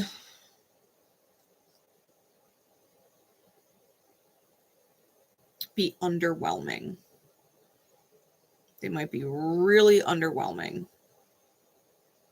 and riddled with crazy feelings of obligation and feeling like you got to walk on eggshells, being trapped in your head and not knowing what to do or how to handle it. Like you want the wish, you want it to come into form, but the only way to do that might actually be separating yourself from it. Yeah. So Libra, that can go 2 ways. But like I said, we're dealing with the devil here. All right, that's the top of the deck, which means you might have in the shadow of the devil card, right? You might have a certain addiction to control. And sometimes that addiction to control comes out as obviously controlling. Sometimes it comes out as chaos, and the chaos controls the energy in a room. Like, for an example, an addict might not be in control of themselves, right? But their addiction controls the dynamic of everybody they live with. Because everybody they live with is wondering, when are they going to overdo it, right? When are they going to do this? When are they going to do that? Are they going to do this? Are they going to do that? Are they going to have this money? Are they not? Are they going to be this type of person tonight? Are they not, right? Or what kind of person are they going to be in the morning? Are they going to leave the house a mess? Are they going to be loud? Am I going to be able to sleep tonight, right? Like their chaotic behavior, right? The addiction actually controls the environment, controls the energy of everybody else in the room. Everybody's mood. Are they having a good day? Are they having a bad day? Stressful day, right? Are you, with your addiction controlling the environment, right? And so I feel like with the 2 different sides of control, whether it's blatantly and outright controlling and making all of the decisions, to forcing certain energy on other people. And you could be dealing with it yourself, right? I'm talking to you as if it's your energy, but you could be dealing with it, to be fair. Okay. But I feel like if we're in the light of the devil, which is making executive decisions, it is deciding where you want to invest your energy. Right? Capricorn in its light is the investor, right? I invest is Capricorn. Is this a smart investment? Is this a poor investment? Do I need to cut my losses so that I don't lose more? Do I need to double down because it literally just needs that extra push, right? Capricorn is like a CEO. So it has to decide, where am I investing my energy? And is it going to give me the return for the investment, or is it going to be a loss? Like, womp, womp. And do I want to actually hit rock bottom, doubling down in something that's just womp, womp? Like you really, I think that this is where You and people that you're dealing with in your reality are having that conversation internally. Is this a good investment? Am I wasting my energy? Am I wasting my time? Right? Capricorn rules Saturn. Saturn is the Lord of time. Like, am I wasting my time? Especially in regards to certain partnerships, right? Are they transforming you for the better, or do they feel like fucking death? And you're just getting through every day the best you fucking can until the day you die. Right? What is it? Because you've got to decide what journey you're on. Okay. And you got to be careful about how you make this decision, because the Hierophant's under that. Like, you're going to marry whatever burdens there are that you choose, right? That 10 of Wands, the 10 of Wands is carrying the crosses of other people and making their problems your problems. Like, if someone is a lazy motherfucking son of a bitch and doesn't want to go to work and make money, are you going to carry that cross and say, it's okay, I'll make all the money for you? You don't have to work. I'll take on that burden. I'll take on that stress, right? That's what the 10 of Wands is. Taking on the crosses of other people instead of dropping the fucking cross and saying, no, I don't want to be in this dynamic if it means I have to carry your crosses. I'm not going to be your crutch. I'm going to disappear and you're going to have to deal with it or lean on someone else. Right? You have to make these decisions. If I let this person lean on me and I carry this cross, what's the benefit? Right? Why am I investing in this person if it requires me to carry this cross? If it requires me to carry this burden, is it worth it? Like, if you're dealing with someone and they're a crazy motherfucker, or they blow through all your money, or they are a fucking addict, or like whatever it is, but you know, the sex is bomb. Is it really worth it though? Is the sex that bomb? If you're at risk of, you know, potentially not paying rent because, you know, they spent the last of their money on whatever their fucking habit is, right? Maybe they're addicted to phone games. Who the fuck knows, right? People can have all kinds of addictions. Plus your family doesn't like them. They're costing you your family now. But, you know, the sex is bomb. Like, you gotta weigh the investment, pros, cons. Is it worth it? Right? Is it worth it, Libra? First week, we get the 10 of Cups with the Princess of Pentacles. So this is you wanting to create that beautiful, happy dream.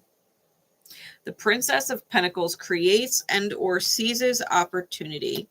And with the 10 of Cups being clarified by that energy,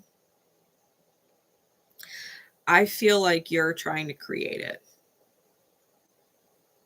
I think you're trying to seize an opportunity to create this beautiful, happy 10 of Cups vision, right? Happy family, abundance, right? Lots of love, lots of gratitude, right? I think you're seizing an opportunity to make this beautiful vision. Second week, though, we got the 4 of Swords with the 5 of Pentacles. Womp womp. You put all your energy into it, right? In order to create it, you put all your energy into it, and then you're fucking exhausted and got nothing to show for it. You crapped out. You might need to rest and take a break because you've got nothing left to give right now to whoever it is that is demanding it of you. You might want to spend time with some really close people,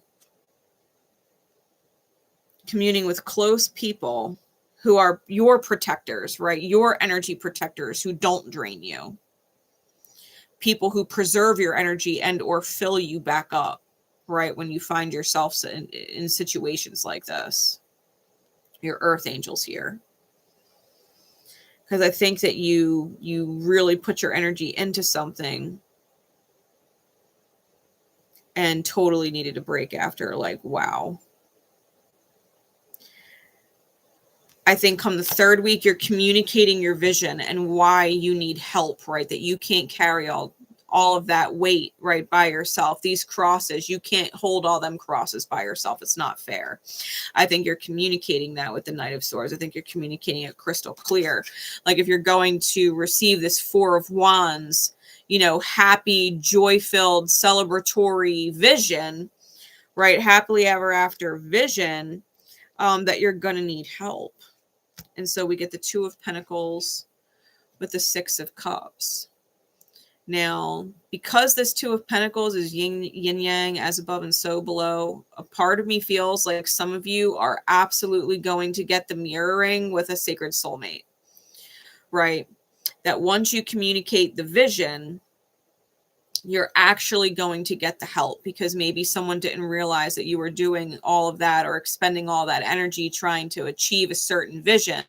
You know what I mean? And so you just put it all in by yourself, and you know, you drained yourself, right? And so I think you're realizing if you're actually going to achieve that vision, you need help. You can't do it carrying all the crosses kind of thing, right? It can't all be on you. Other people have to show up for the vision, right? That you would have a shared vision. I think some of you are absolutely going to get that mirror back, right? Once you actually explain it, why you're doing what you're doing or what the goal is, that people will get on board with you. Okay. Or at least a person will get on board with you with the Six of Cups. I think some of you will absolutely get that by the end of December. For others of you, the Two of Pentacles is an ideal versus real, and they're not the same, right? The ideal is not real. And I think that the soulmate, right, the sacred soulmate that may have been with you from past lives, right, with the Six of Cups, may not be the ideal person to actually create your beautiful Ten of Cups, Four of Wands type reality, right? I don't think that they have the wherewithal to be what you would want them to actually be. Okay. That who they are ideally in your mind is not the reality of who they are. Right. Like you might have this beautiful vision of someone being responsible and someone being on point, and someone helping out around the house, or someone helping making extra money, someone being there to smile at you, and someone able to hold, you know, their head up when things get hard, and, you know, someone who speaks with kind words and holds their composure. And the reality is, you know, this person might be a hot fucking mess. They might be kind of fucking lazy. They might let things fall behind often and not give a shit. They might tell you to go fuck yourself, and they don't have kind words. And it's like, you know, you have this vision of someone really beautiful, but the reality of them is not syncing up, right? And you're trying to have this beautiful, happy vision with the wrong person. And so, depending on what side of the Libran spectrum you're on, I think it could go one way or the other. I think some Libras are going to go through that trial and error with investment and ultimately end up finding someone that they can kind of promote in their life, right? That someone is willing to step up and take more responsibility so that the whole life project that you guys are working on can succeed, right? And then I think other people are getting fired. You know, it's like you're fired from this life thing, right? Because you're not going to produce the result that the quote unquote company, right, the direction the CEO wants to take the company life is looking for, right? You call out, you're sick on most days, right? You're not a pleasure to work with, right? You're a difficult employee. It's like, we don't want to work with you. You know what I mean? I think CEO Capricorn type energy, Libra is really like, you know, either you're making the cut and you're a good investment, or you're not, right? That's Libra. Alrighty then. Scorpio.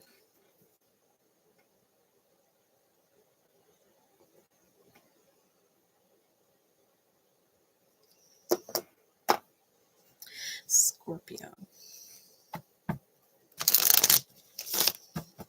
What's going on with the Scorpions? Scorpionic energy, Scorpionic placements. The house that Scorpio rules for you.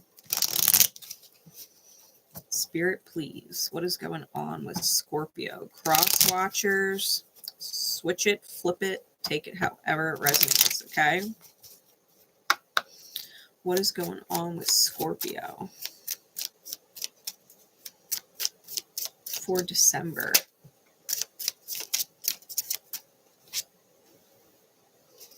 What is going on with Scorpio?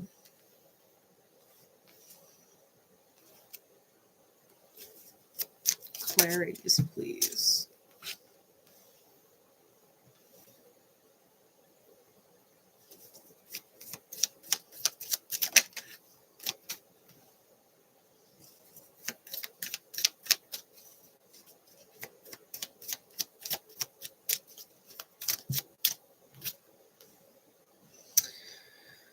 Scorp.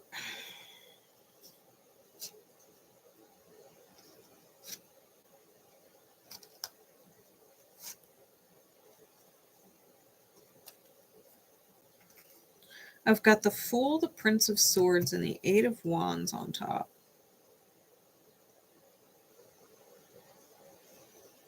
And I got the Three of Pentacles with the Wheel of Fortune and the Knight of Wands on bottom.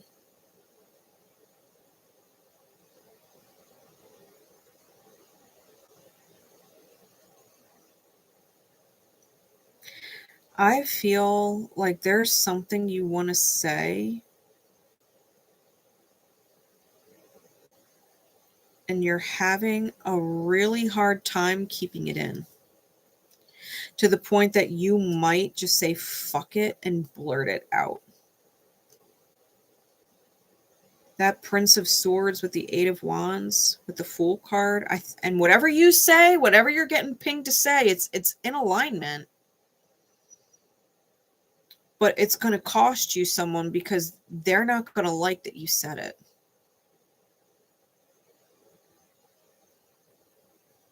But it had to be said. It had to be said because you care about somebody, and if you didn't fucking say it, you'd be a shitty friend type thing.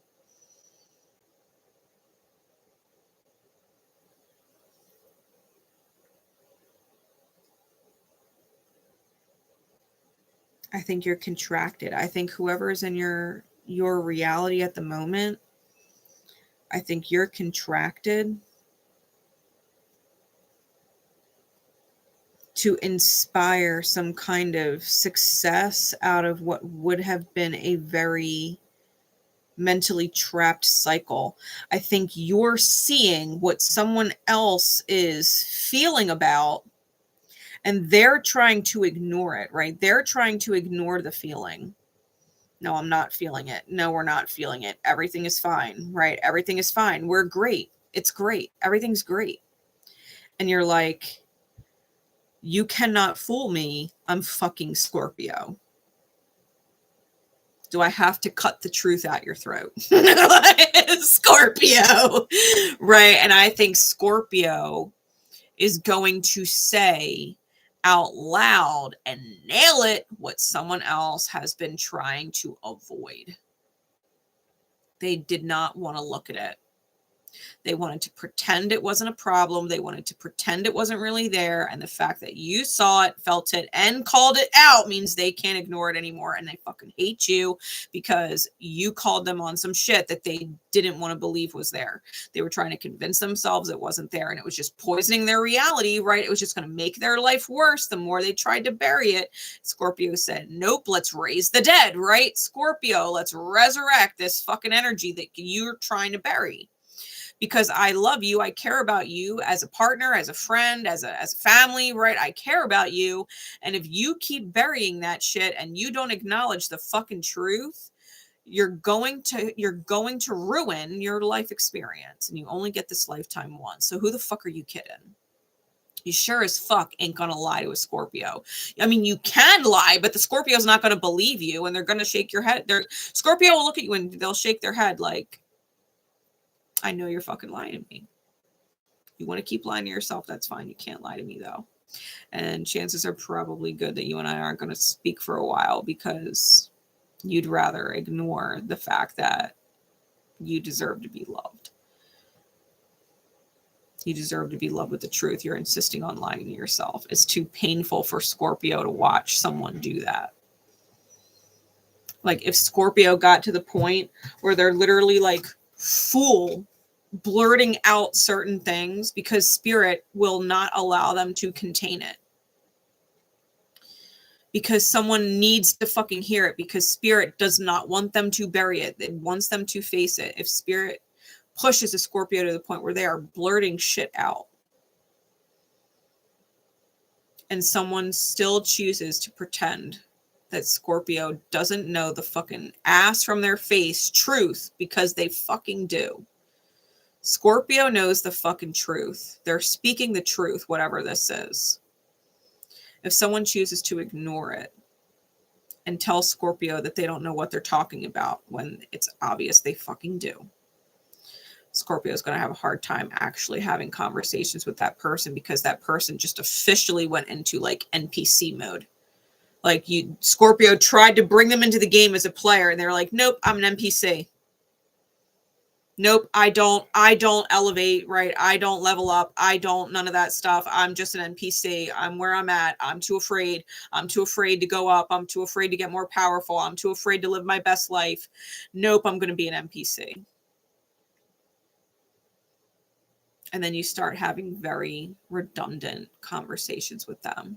Meaningless, shallow, surface conversations with them, and it's not the same. Scorpio can't do it. Scorpio is a sign of depth. They have deep soul felt relationships, and when Scorpio cares enough to blurt some shit out, someone wants to go and be an NPC on Scorpio, and Scorpio's in the game fucking playing like,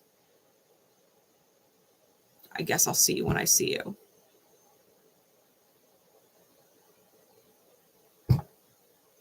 And then that's it. You know, like, I'll come back and talk to you when you want to talk to me about the same shit that we always talk about.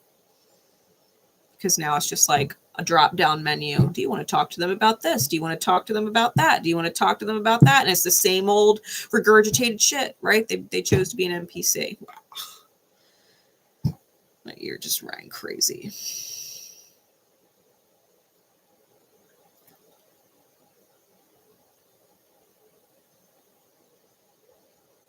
Yeah. You can't lie to Scorpio. Can't lie to Scorpio. Scorpio calls you out on the truth and you want to ignore it. You just threw yourself out of the game. Scorpio will be hoping that you come back and join them at some point, but it's going to take you admitting the truth, right? You're going to have to admit the truth that Scorpio was right. You're going to have to take that step, right? And admit that Scorpio was fucking right. The Scorpio called you on your shit and you're sorry that, you know, you didn't take the Scorpio's truth when you heard it, right? You're going to have to write your bullshit with the Scorpio if you want them back, right? You want to be a player instead of just some bullshit NPC living in the fucking Matrix.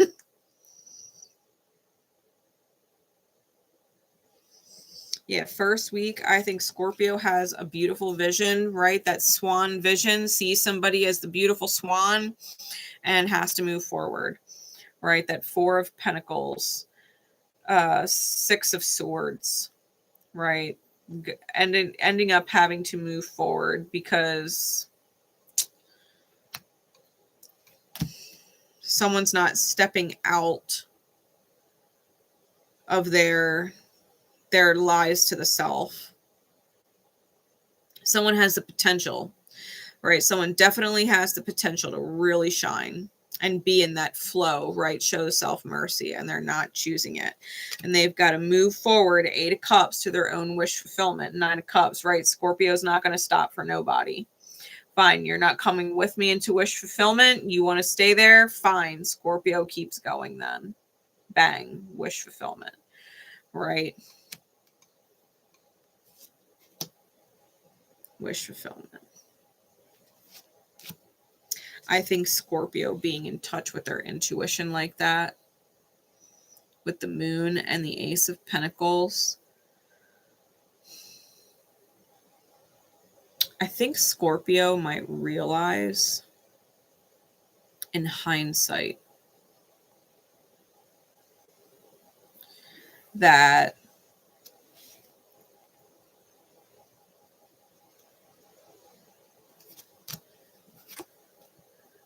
the program, right? The mirror of things. The moon is reflective, right? The moon itself doesn't illuminate anything, right? It's just a chunk of rock. It's the light of the sun that reflects off the moon that illuminates things in the dark. I think that come the third week, Scorpio is going to see how their light reflects inside their own subconscious fears about really stepping up and stepping into the game as a real player in life. Right? That they would have somebody in their life who was not stepping up. They're afraid to play. I think that Scorpio is realizing it's reflecting something that they're choosing, or maybe more accurately, that they're not choosing to do, that is keeping them from being a leveling up player in their own life. Right? That Scorpio realizes they have things to choose and things to do to really step up and elevate their life, elevate their circumstances, right? Elevate their relationships, that they themselves can improve, and that them focusing on somebody else was just Spirit's way of saying you need to reflect and literally look within, because your outer experience is reflecting from your inner conflict. So if you're dealing with someone who is lying to the self that this is fine, it's okay, what I'm doing is fine, and they don't want to level up, then Scorpio's doing the same thing. Where is Scorpio being stubborn or fixed and saying it's fine, the way I'm doing it is the way I'm doing it, it's fine, and it could be better, and Scorpio fucking knows it. It could be better. There's shit that Scorpio could be doing better, and they're not doing it. Right? And I think that's when you realize you have to let that that mirror in the outer experience go. The Five of Cups with the Ace of Wands reversed. I think that you really are looking at that third party situation, that outer person, a whole lot differently, and realizing that they're just a lackluster, underwhelming, lazy, unenthusiastic about life and growth person. And as long as Scorpio keeps them in their life at that level, that energy, they're always going to reflect that back to Scorpio. That every time Scorpio interacts with that fucking NPC, they're going to remember that they're not doing what they're supposed to be doing.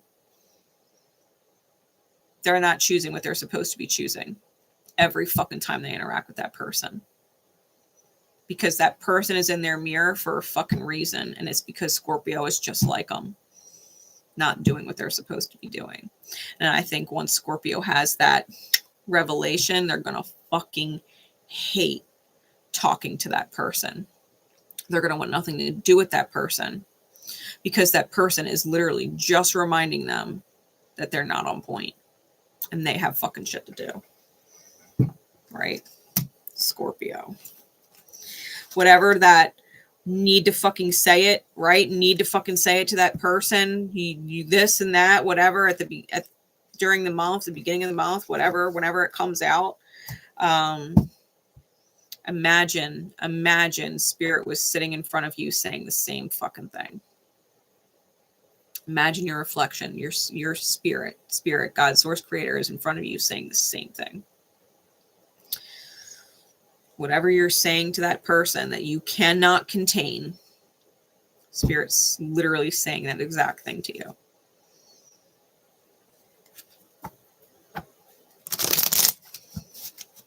Oh, Scorpio. There are blessings in revelation. I hope the revelation hits you like beautiful lightning, and that it changes your whole life for the better with that realization. You need to let go of NPCs and the NPC tendencies within yourself. You are not a fucking NPC. You're a fucking Scorpio. Level up.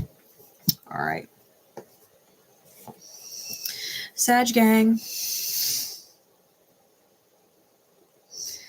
My Saggies. What's up, sages? Spirit, please. Sagittarius energy, Sagittarian placements, the house that Sagittarius rules for you in your chart. What is going on with Saggy energy? Happy birthday. What is going on with Saggies? Sag energy in December. Cross watchers. Switch it, flip it, take it how it resonates. Okay. What is going on with Sagittarius?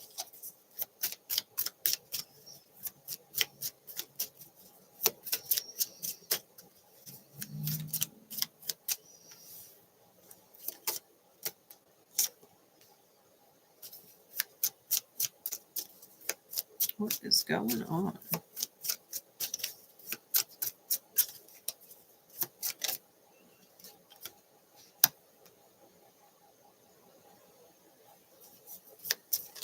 That's that Mercury retrograde.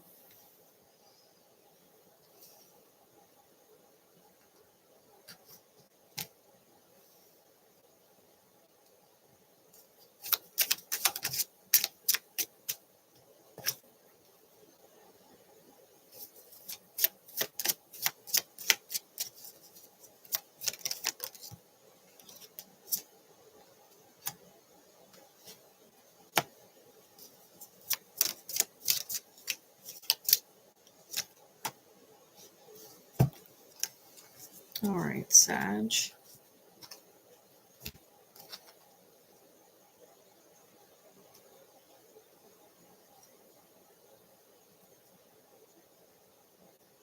Double threes, 7 double eights on top of the deck. Empress is on top. 10 of Wands is on bottom.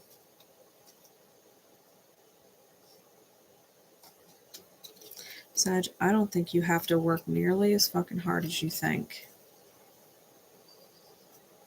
The Empress.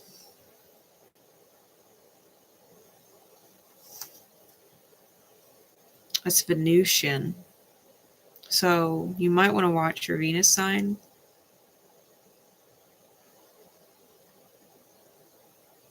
And apply that to love relationships, literally, okay? Apply it to a romantic dynamic ship. Whether it's a current one, a potential one, or a past one. You might want to watch your Venus sign.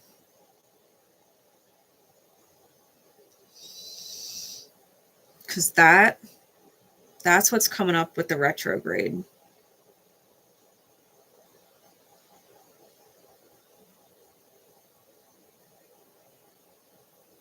Mercury just entered Capricorn today. And it's going to retrograde back into Sag by the end of the month.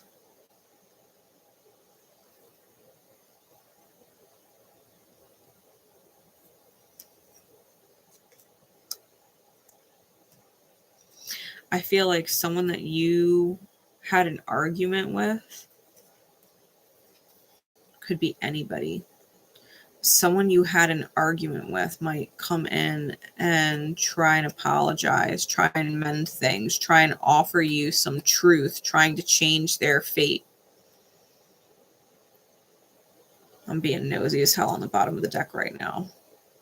And you don't know what to do. You've got a major choice. You've got a major choice.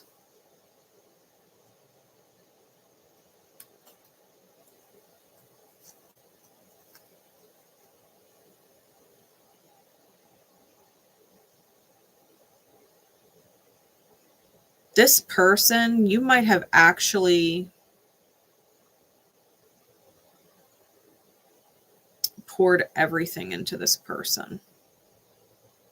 You gave a lot of energy to it. I got the Devil with the Ace of Cups, the Tower and the Four of Wands, and the Hanged One.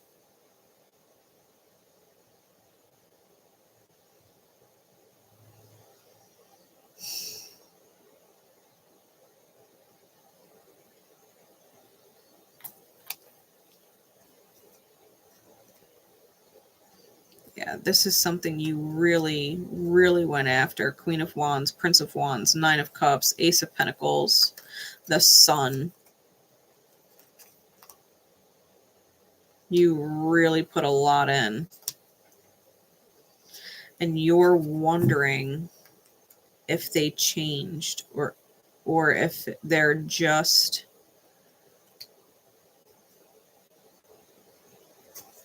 if they have a motive.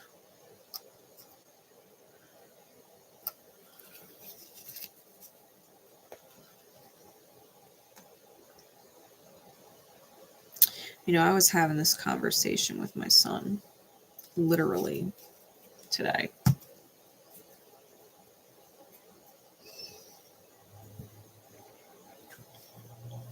He's got a Sagittarius.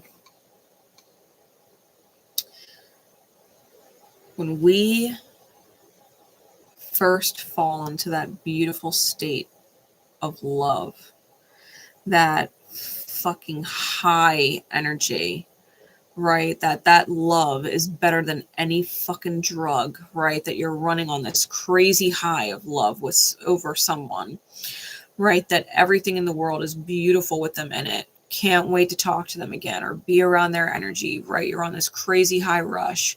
And then all of a sudden someone fucks it up, right? Someone gets cold feet. Someone does something that, you know, starts to take the high down, right?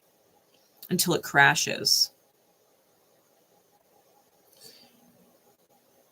When you put all of your fucking soul in something, your heart, your mind, your everything into someone, and you're on this high, and it's possible, right, for that high to continue when both people are in alignment and it's like the best fucking click ever.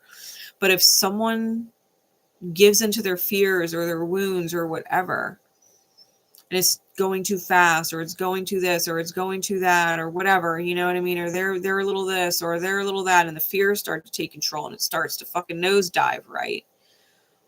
Once it crashes and someone blows it, right? Some kind of behavior blows it.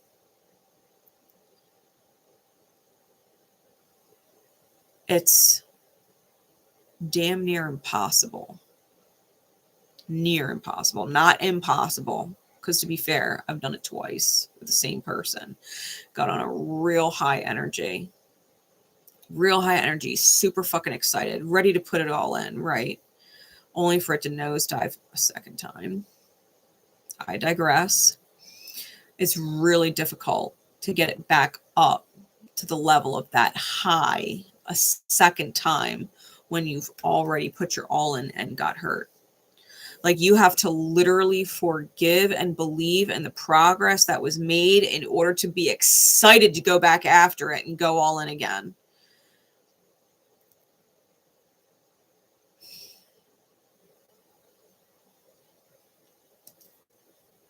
Someone is going to try, either directly or indirectly, right? Psychic communications.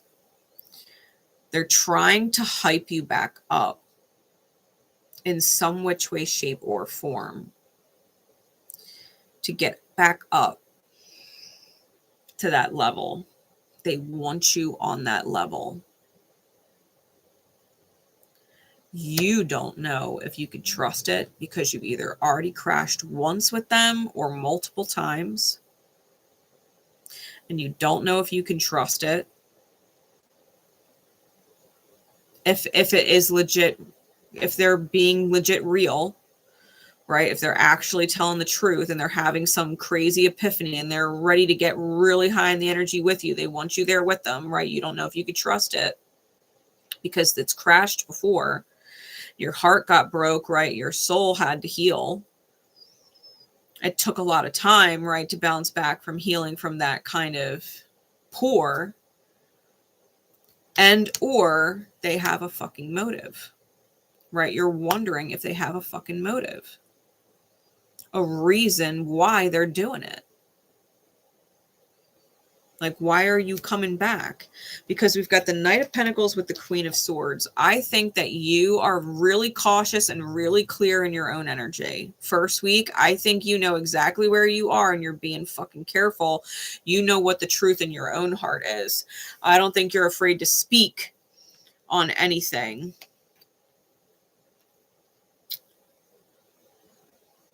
I think you've laid a very firm, solid groundwork with yourself.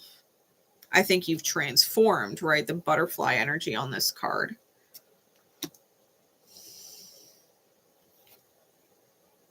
Eagle energy on this card, right? Divine protection, Archangel Michael, swans on this card. You're in grace and flow, right? You're inside mercy with the self.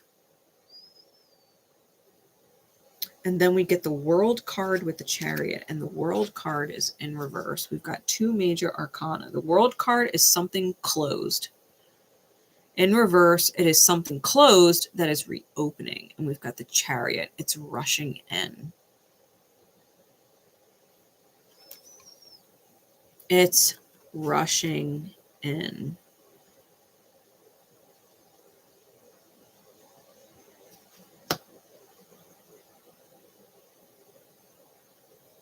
And you need a minute, right? Third week, you need a minute. That's the Four of Swords with the Star card. You need a minute to meditate on it. You need to call in spirit. Like, you need to make sure that you're healed before you move forward.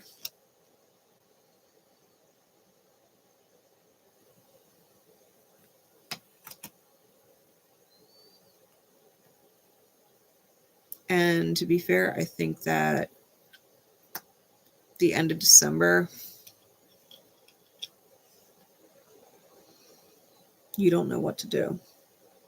We got the Nine of Swords with the Six of Pentacles and the Two of Swords. You don't know if you can or can't give to it, and it's making you crazy because a part of you wants to. A part of you wants to believe. A part of you wants to believe that this person's situation is real.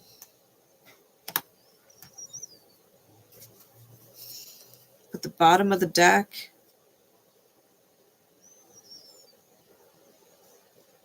the Lovers with the Devil, the Tower with the Four of Wands, the Hanged One, right? The stagnation, someone who was not willing to unstick themselves. May have strong Piscean energy, Gemini energy, a significant Mars placement, Capricorn energy may be significant to you or them. And I feel like you don't know if you want to take on the crosses of said person, right? The Ten of Wands on the bottom. I think you carried those weights before, and I think you're protecting yourself now, right? That bear at your back here, that's that protection energy.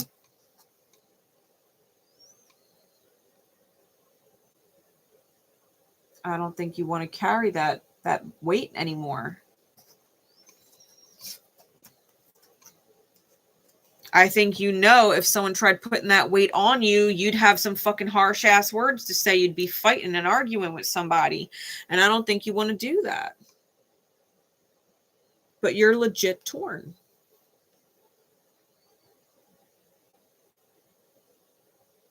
You're legit torn.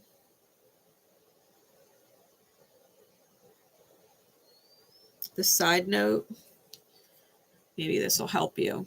We got the Four of Cups reversed with the Seven of Pentacles.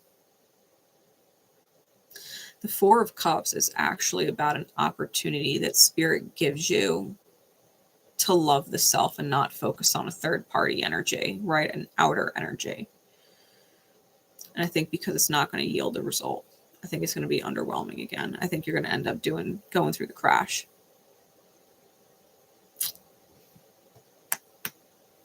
I think you're going to end up going through the crash.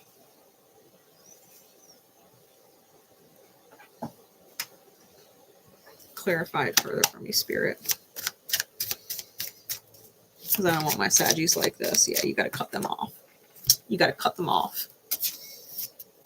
King of Swords. The princes are kings in this deck. Cut the cords. Cut the cords. You don't deserve to be a mess like that. If it's not a fuck yeah, if the choice is not easy, it's a no. It's a no. Don't forget that, Sag. Yeah, don't forget that. That's a fucking Chiron lesson. You do not martyr yourself and get stuck on pause for somebody who doesn't know their head from their ass when they had the fucking most beautiful soul in front of them to begin with. If they weren't fucking ready, catch you in another life. They blew this one. They blew this one. Let them never forget it. Yeah, you shouldn't be feeling like that. The answer is no. All right.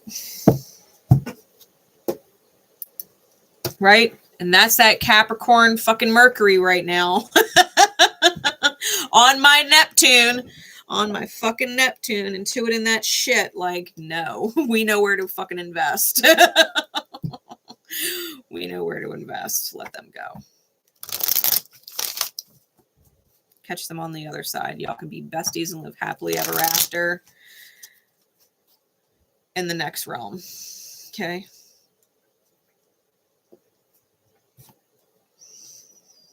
Not this one.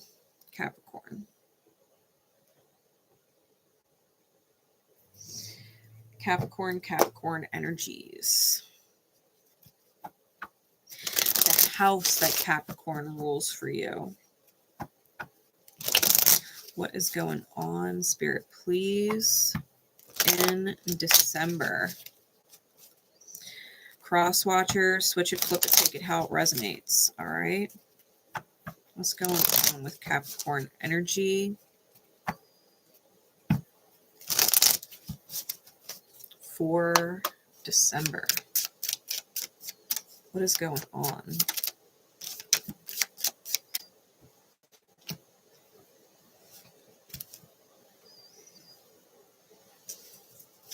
Triple eights. Triple eights. Cancer had triple eights too.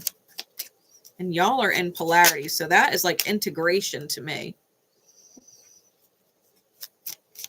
Clarities, please.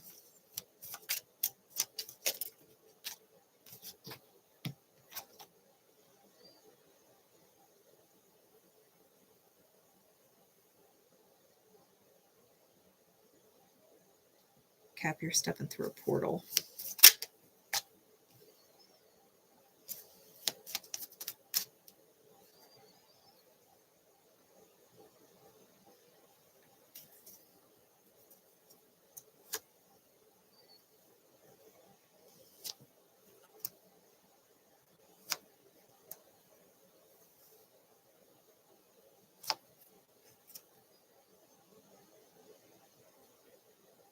Not gonna lie, Cap, you start off in a little bit of a wonky mindset. And it might be because Mercury is going to go retrograde in your sign, right? It's going to retrograde from Capricorn and back into Sag. You might start off a little wonky.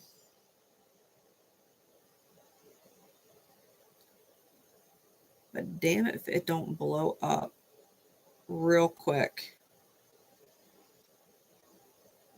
in your favor.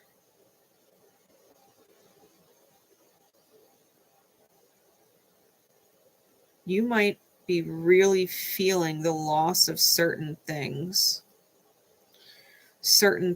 or certain people,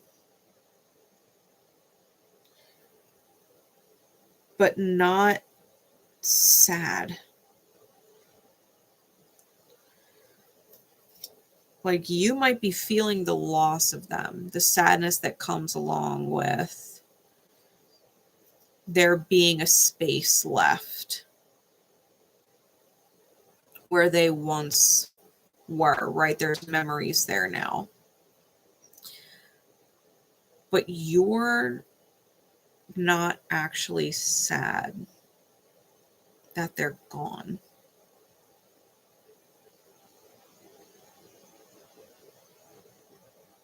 You might be in an impoverished kind of energy or be in a financial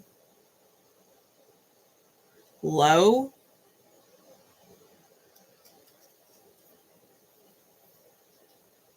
Or lose some kind of financial aspect because certain people are gone.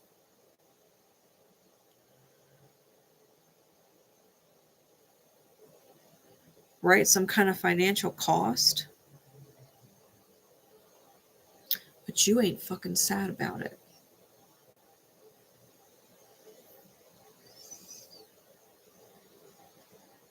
You're not sad about it. And then something happens. Tower, Ace of Wands, Six of Wands, Justice.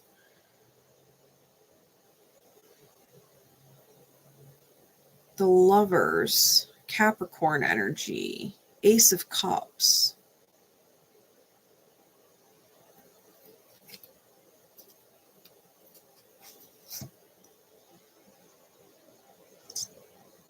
It's almost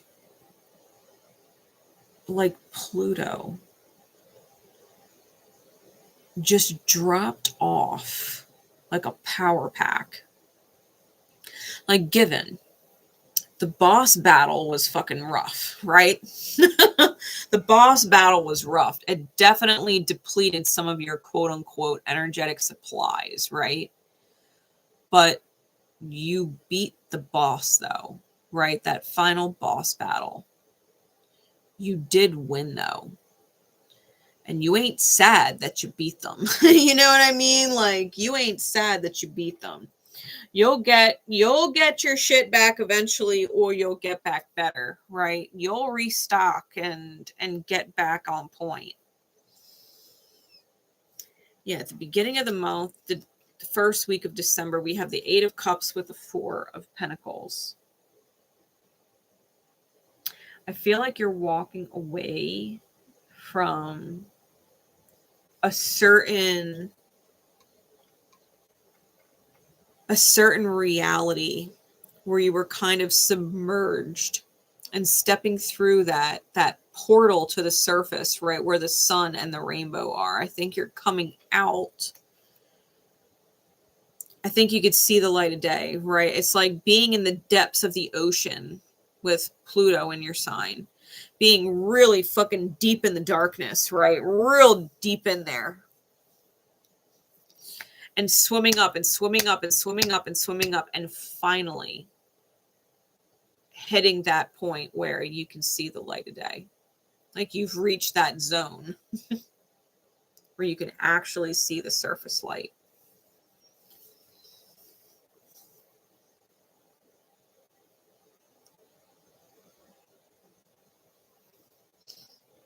I think you're healing things.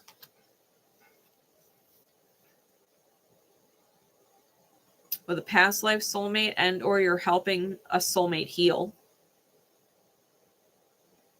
Or you're stepping into your own ripple, your own healing ripple with a soulmate, right? A counterpart.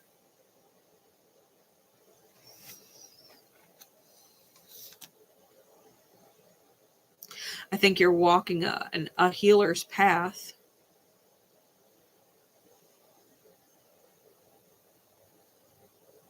That's also Aquarian energy, Uranian energy, and Uranus is wide trine, but it is wide trine on your sign with Pluto. It's trining your sign, period, from Taurus. Yeah, I feel like you're healing something.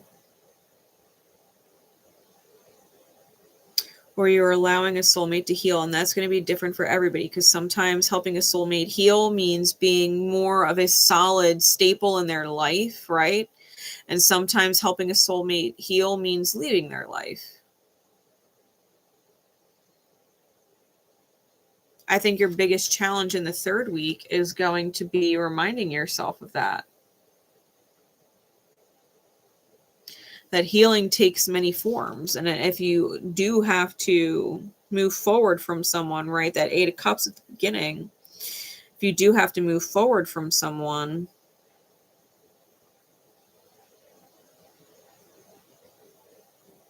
I feel like you got to trust. I think you have to trust that you're making the right decision.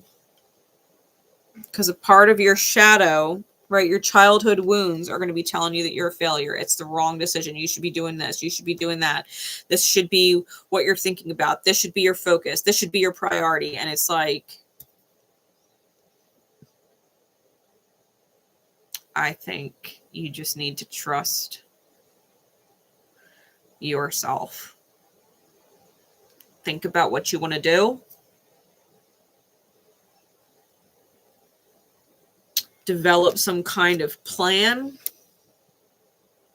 and then communicate it and be passionate about what it is you're communicating, right? Feel really good about it in soul by the time you're done thinking on it, right? Knight of Pentacles, Knight of Wands. Give yourself the time to really think about it, protect yourself, shield your energy, and then really communicate it with that power behind it. Like, you cannot and will not be swayed. It's a non-negotiable. It's a non-negotiable vision. Once you lock in on the vision, right, it's a non-negotiable vision. You can't have other people sway you out of it.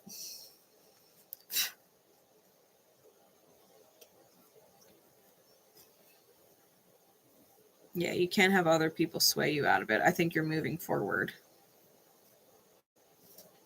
No matter what that forward looks like, whether it's with someone or apart from someone, I think you're healing. And ultimately, that's going to end up healing for everybody else as well, right? Everybody else involved. So, yeah, definitely trust yourself, Cap. I think you're walking into a whole different energy space. And people are either going to come with you or they're not, right?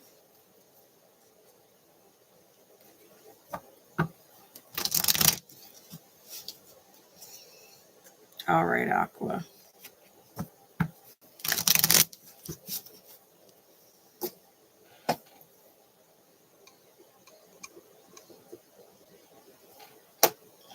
Aquarius.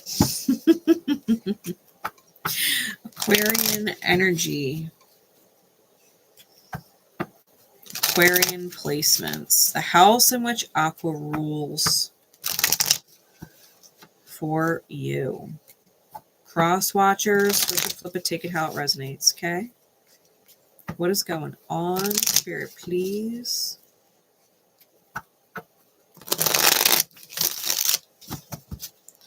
With Aquarius.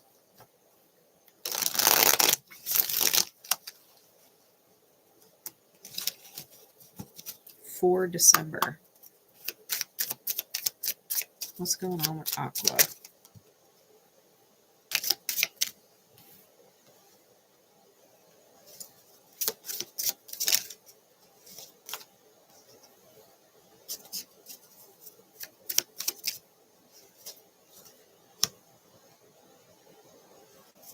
Clarities, please.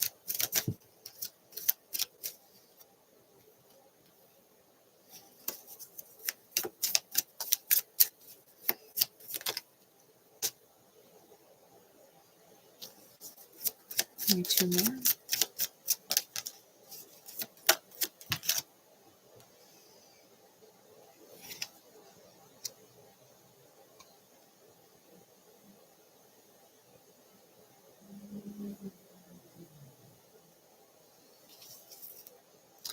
Bottom of the deck is the Ten of Wands. Top of the deck is the Five of Pentacles.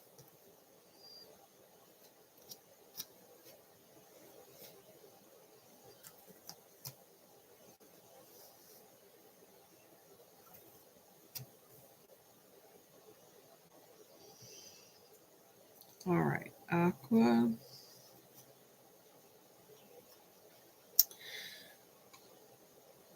I feel like you and Scorpio are actually oddly in a similar vibration. And that might be because Pluto is getting rather close to your sign.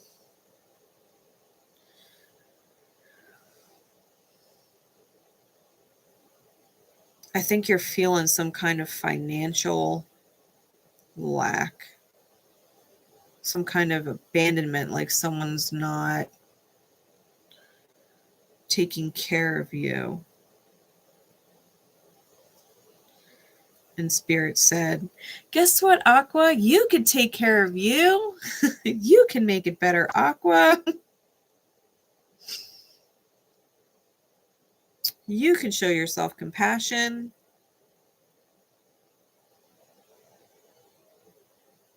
Because I think if you continue to carry the burdens of other people, it's a nightmare state. And you've got to speak some truth in a very careful way, because I believe that there's a lot of sensitivities.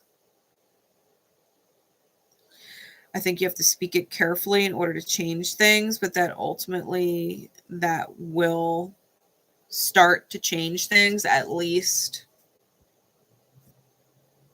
temporarily.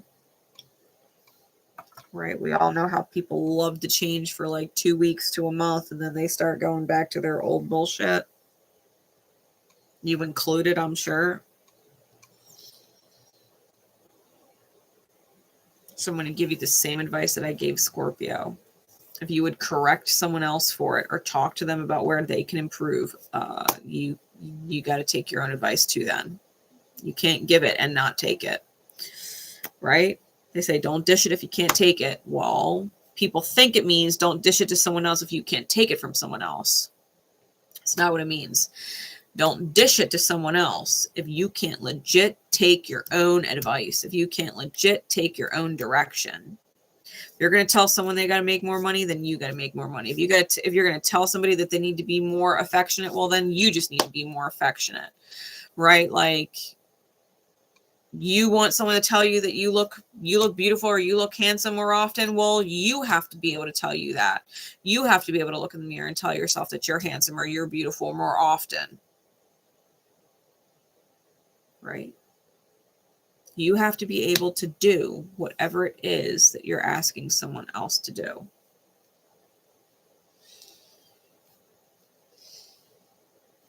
We got the 3 of Wands with the 10 of Swords in reverse in the first week. And I feel like this is a step in the right direction, but you may still be integrating some kind of lesson on self-sabotaging behavior.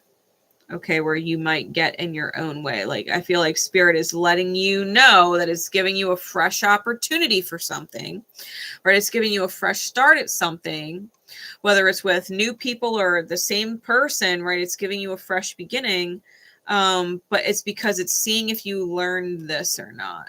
Because if you didn't learn it, you're going to end up flipping it upright and you're going to sabotage yourself, right? This energy is on the way out. And the 3 of Wands is the first step, right? It's the first step beyond the start line, right? And I feel like Spirit is giving you an opportunity to showcase that you've learned a certain lesson in behaving, right? Your choices, and you won't make the same mistake again, right? Now, in the second week, we've got a reverse, well, an upside down card with the 6 of Swords. And it's the World.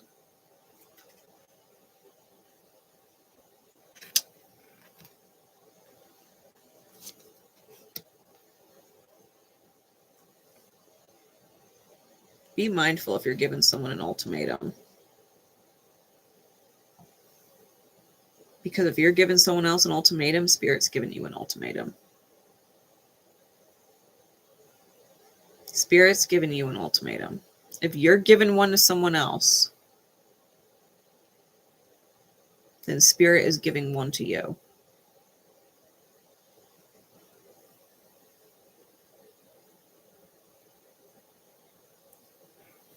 Let me put the mirror into perspective for you, right? Example, you're with a partner and you're looking at your partner. If you don't do this, if you don't do that, if you don't change, I'm leaving you, right? Ultimatum.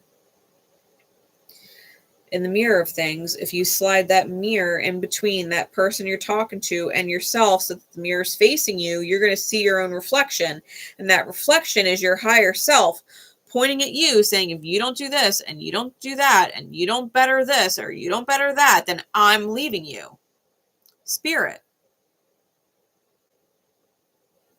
I was listening to that today too. That's a part of the Bible too. Like, God, source, creator will be with you if you will to be in alignment with it. But if you leave God, God will let you leave. You chose it, right? If you leave, spirit will let you leave because it loves you enough to give you that choice. Spirit's giving you an ultimatum. If you do not improve, you're going to lose me. And you're going to hate what life looks like, what life feels like when you can't connect to me. Right? When you're no longer getting that intuitive ping and you're no longer, looking at people in the world like they love you and you're running on autopilot, default, fucking narcissist, whatever, victim mentality you're in. And you've got no soul, right? You get that weird dark look in your eyes. Spirit is looking at you like you have to change and upgrade. Because if you don't do better right now, this time, if you're not choosing better right now, if you don't learn this lesson, right? Ultimatums. If you're giving it to someone else, Spirit's giving you one too.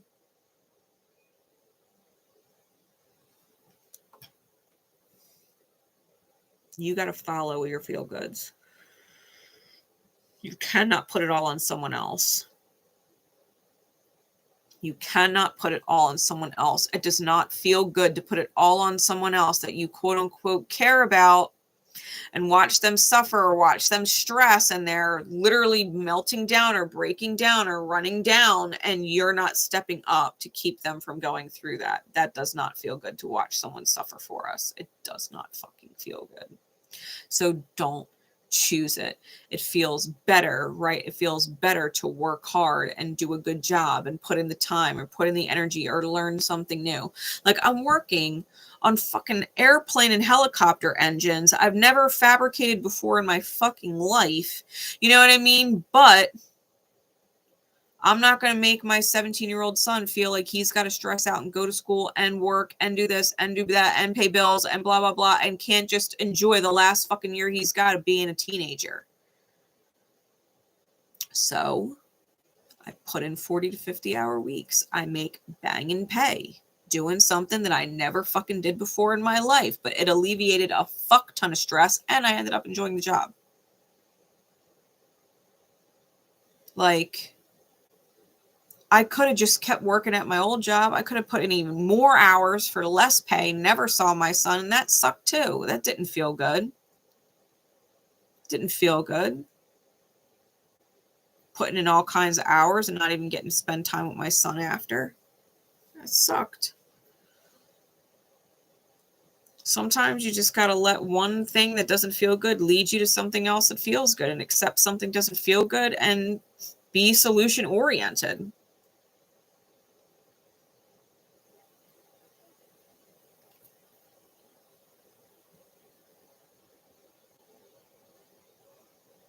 And I think just that realization in and of itself. We got the Judgment card with the Six of Pentacles. If you're begging Spirit to help you, to point you in the right direction, Spirit will answer. You just have to act when Spirit says it's time to act. Humble yourself. Humble yourself. The Strength card, humble yourself. Humble your ego. Your ego wants to control it. Let Spirit control it. Give it to God, right? We say it all the time. Give it to God. It's above your human pay grade to worry about it. Give it to God. Trust that God will inspire you, because it will. Because it will. The Seven of Wands is going to allow you to stand up for yourself. When God, Spirit, Source, Creator, whatever you label it, calls you to stand up for yourself, Aqua, you're going to stand up. This is you integrating that Leo energy, right? Your polarity. That's integrating Leo.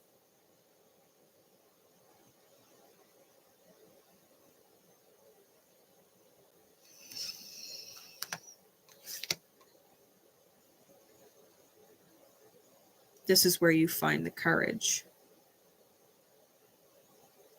to be grateful for your own self, to be grateful for what you were capable of creating, right? Leo rules the 5th house of creation. Our light, the natural ruler of the sun, right? Our light, that we could step forward and be courageous. Aquarius is a sign of service, right? Humanity, dreams, goals, having everything work out for everybody, right? That everybody's happy. In order for you to be in that Aquarian light, you have to integrate Leo light, which is courage. And being grateful that you're capable and able to do your part, right? To do your part in the dynamic shifts to make it best. It's not even to make it better, it's to make it best. All right, Aqua. As long as you're integrating and you're in your light and you're stepping up and recognizing that spirit is having this really serious conversation with you, I think you'll be just fine. You ignore it, well, you can become an NPC too, right? Hell, you might be the NPC that Scorpio was talking to, you know, or vice versa if you're dealing with a Scorpio, right? Someone with strong Scorpio. Okay.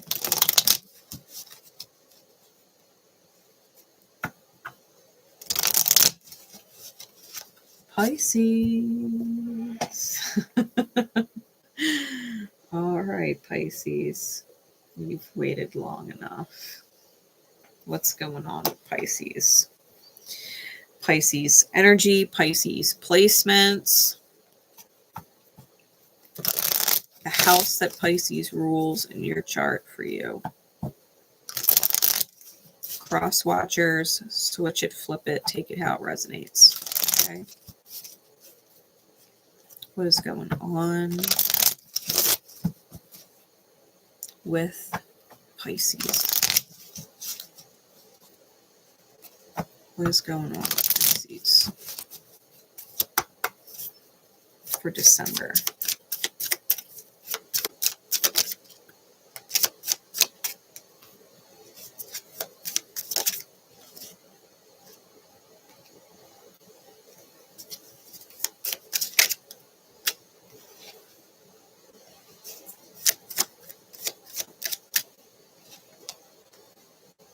All right.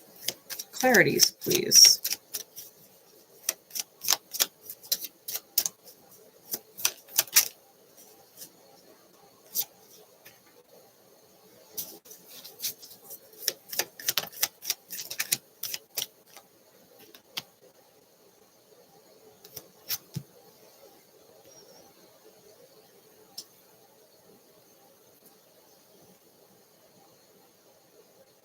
Pisces, I feel like you're letting it rip.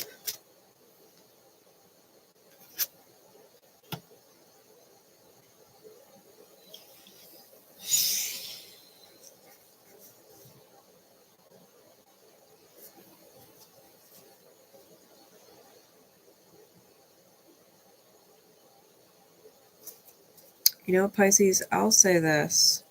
When y'all lose your shit, it does not look good on you.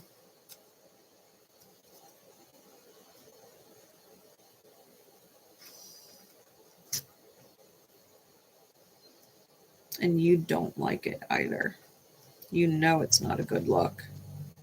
It's unbecoming.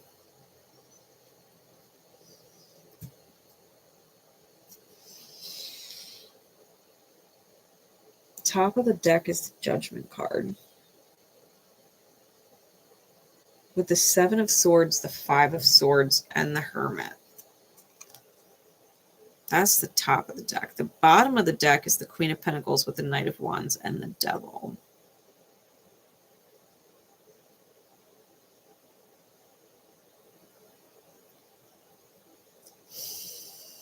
I think you know something's not right. The problem is, I think you've been sitting on that for too long. You know something's off. You know something's not right. You know something's not fair. You know something. And you've been burying it and suppressing it for too long. That's the problem with the 12th house, right? The 12th house is a house of suppression, which turns into depression. And then once Pisces can't take the fact that it's hidden anymore, right? They explode. And when they explode, they don't do it very well. And then they get mad at themselves because they let themselves get to the point where they exploded and they don't like that they exploded. They feel like a horrible person.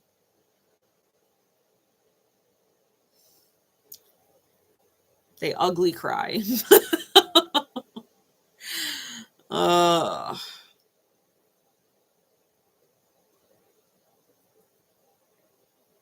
You're beautiful, Pisces.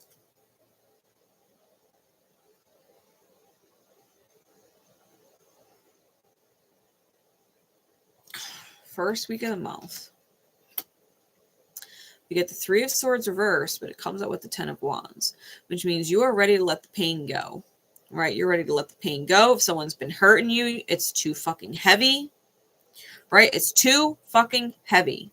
Too many crosses. You're carrying too much. It fucking hurts and you're over it, right? You might be popping off and you might have it, and it might be valid, Pisces. It might be fucking valid.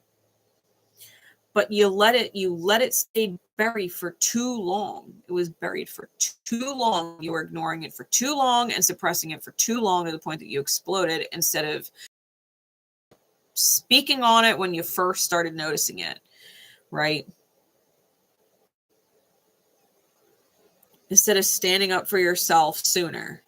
Nope, I don't like that. I don't want to do that. I can't do that. I don't want to feel obligated to do that. I don't want you to expect me to do this, that, and the other. I need you to step up and do this, right? I don't want this weight on me. I think that you're ready to let the pain go because it's too fucking heavy. And then the Ace of Swords comes out with the King of Wands in reverse. The King of Wands in reverse is a fucking asshole. So you might be spitting truth, right? Ace of Swords. But you're being a real fucking asshole about it. Like, guy, girl, somewhere in between, whatever you resonate as, like, CUNT in capital letters. You're coming off fucking brutal. The King of Wands in reverse is tyrannical. We're talking like Joffrey level asshole. Right? Game of Thrones Joffrey. Everybody fucking hates Joffrey because he's a fucking asshole. He's the King of Wands in reverse. Doesn't give a fuck about anybody's fucking feelings. Doesn't fucking care.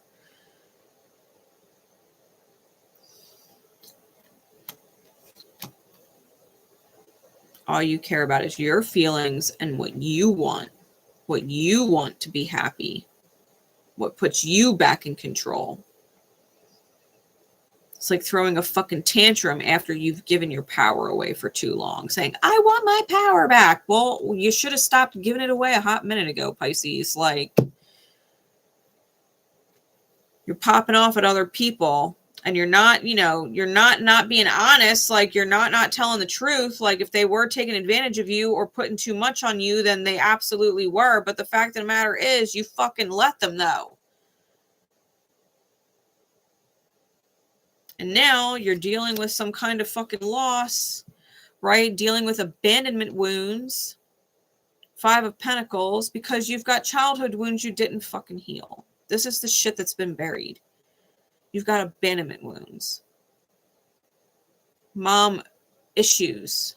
You got mommy issues.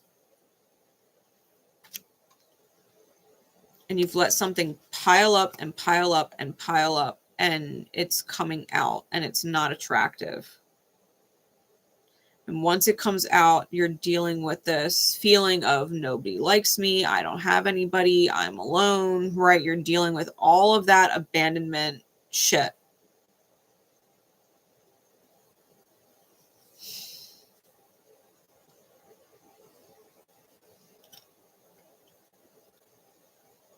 And if this is family related, because we got the 10 of Pentacles, if this is family related, we got the Ace of Wands reversed with the 7 of Wands.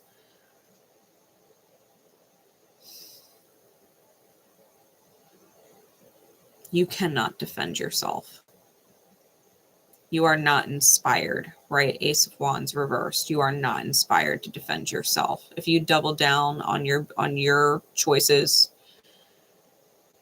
to pop off and ridicule or finger point at other people, and you double down defending yourself and the way you spoke to people, that might cost you this.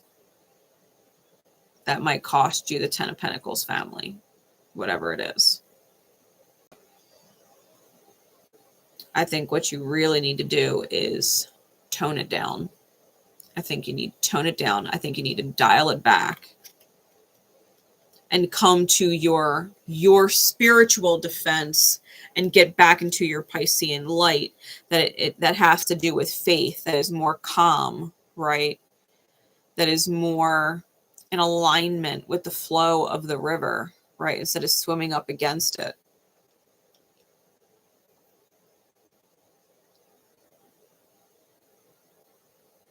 I don't think you want to apologize because you weren't dishonest. I don't think you're sorry for what you said. I do think you are aware of the fact that you could have, should have, would have said it better. You could have said it. You could have said it better. You probably could have, should have, would have digested it a little bit more and sat with it a little bit longer, right? The Hanged Man energy is your card. And I think there's a beautiful element to that card that, you know, you got to see things a little differently. It's a divine pause before you move forward.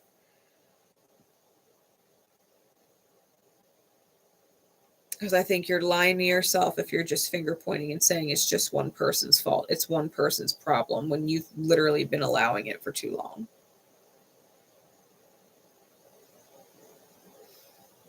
That sounds like a you problem. That's not a them problem. Their problem is they didn't want to carry their own cross. That's their problem. They got crosses they need to fucking carry, and they need to man up or woman up or whatever up and hold their own weight. Heal their own shit so that they don't have to carry anything. So no one has to carry anything, right? That's their problem. Your problem is taking on other people's crosses, making it your own for too long until you're so fucking tired of it, you can't deal with it anymore. And then freaking out at them because you voluntarily held their crosses for too long. You know?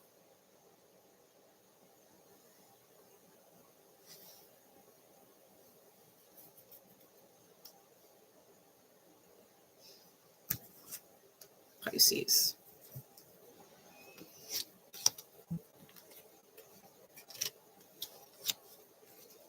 Yeah, I think you gotta dig a little deep and face your abandonment wounds, because that's why you're carrying all this extra weight to begin with. You're afraid that they're going to leave you, or you're afraid they're not going to love you for who you are, or you're afraid that you're not going to be someone that they call just for the sake of calling, right? Or live with just for the sake of living with you because they enjoy you. You're afraid. And so you go above and beyond carrying their fucking weight so that they need you because you know they don't want to carry it.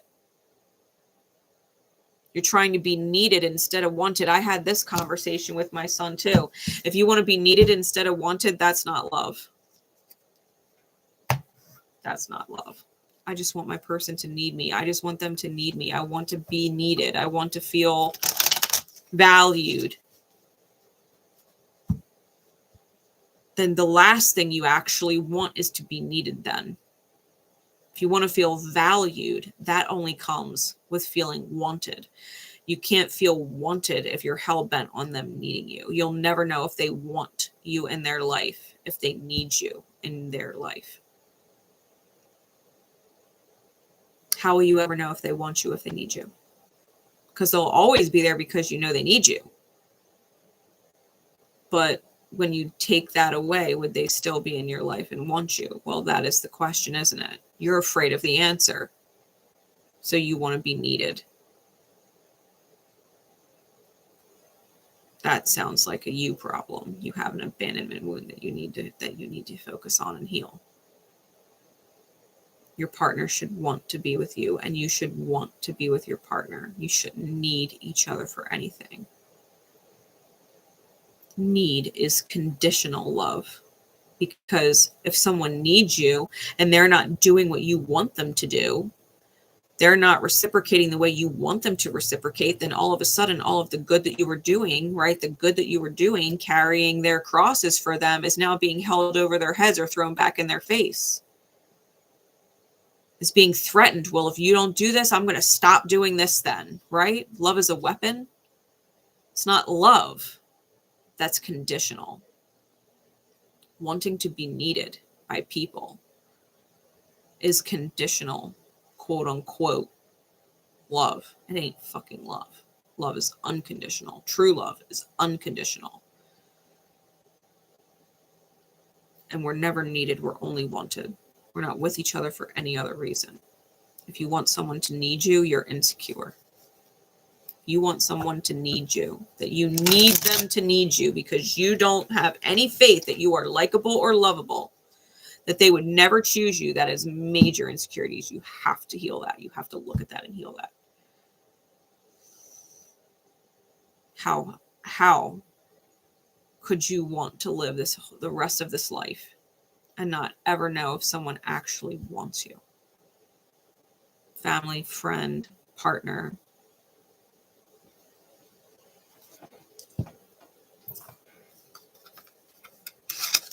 Choice. If they need you, you're not giving them a choice. They need you. They have to have you in their life. They need you. You're not giving them a choice. When there's no choice, there's no love. Love is the presence of choice. That's why God, Spirit, Source, Creator gave us all choice. Because that's what love is. Need is not choice. All right. I love y'all. And Divine Rebels, I will see you tomorrow for the Weekend Duality Report. I don't know why yesterday I thought today was going to be Saturday. I'm all fucked up with my birthday day off. But I will see you tomorrow for Weekly Duality. I have faith that all of these messages will serve you in divine time. Please do not forget to drop likes and leave me comments. I love all of those things. And I will see y'all next time. Bye, everyone.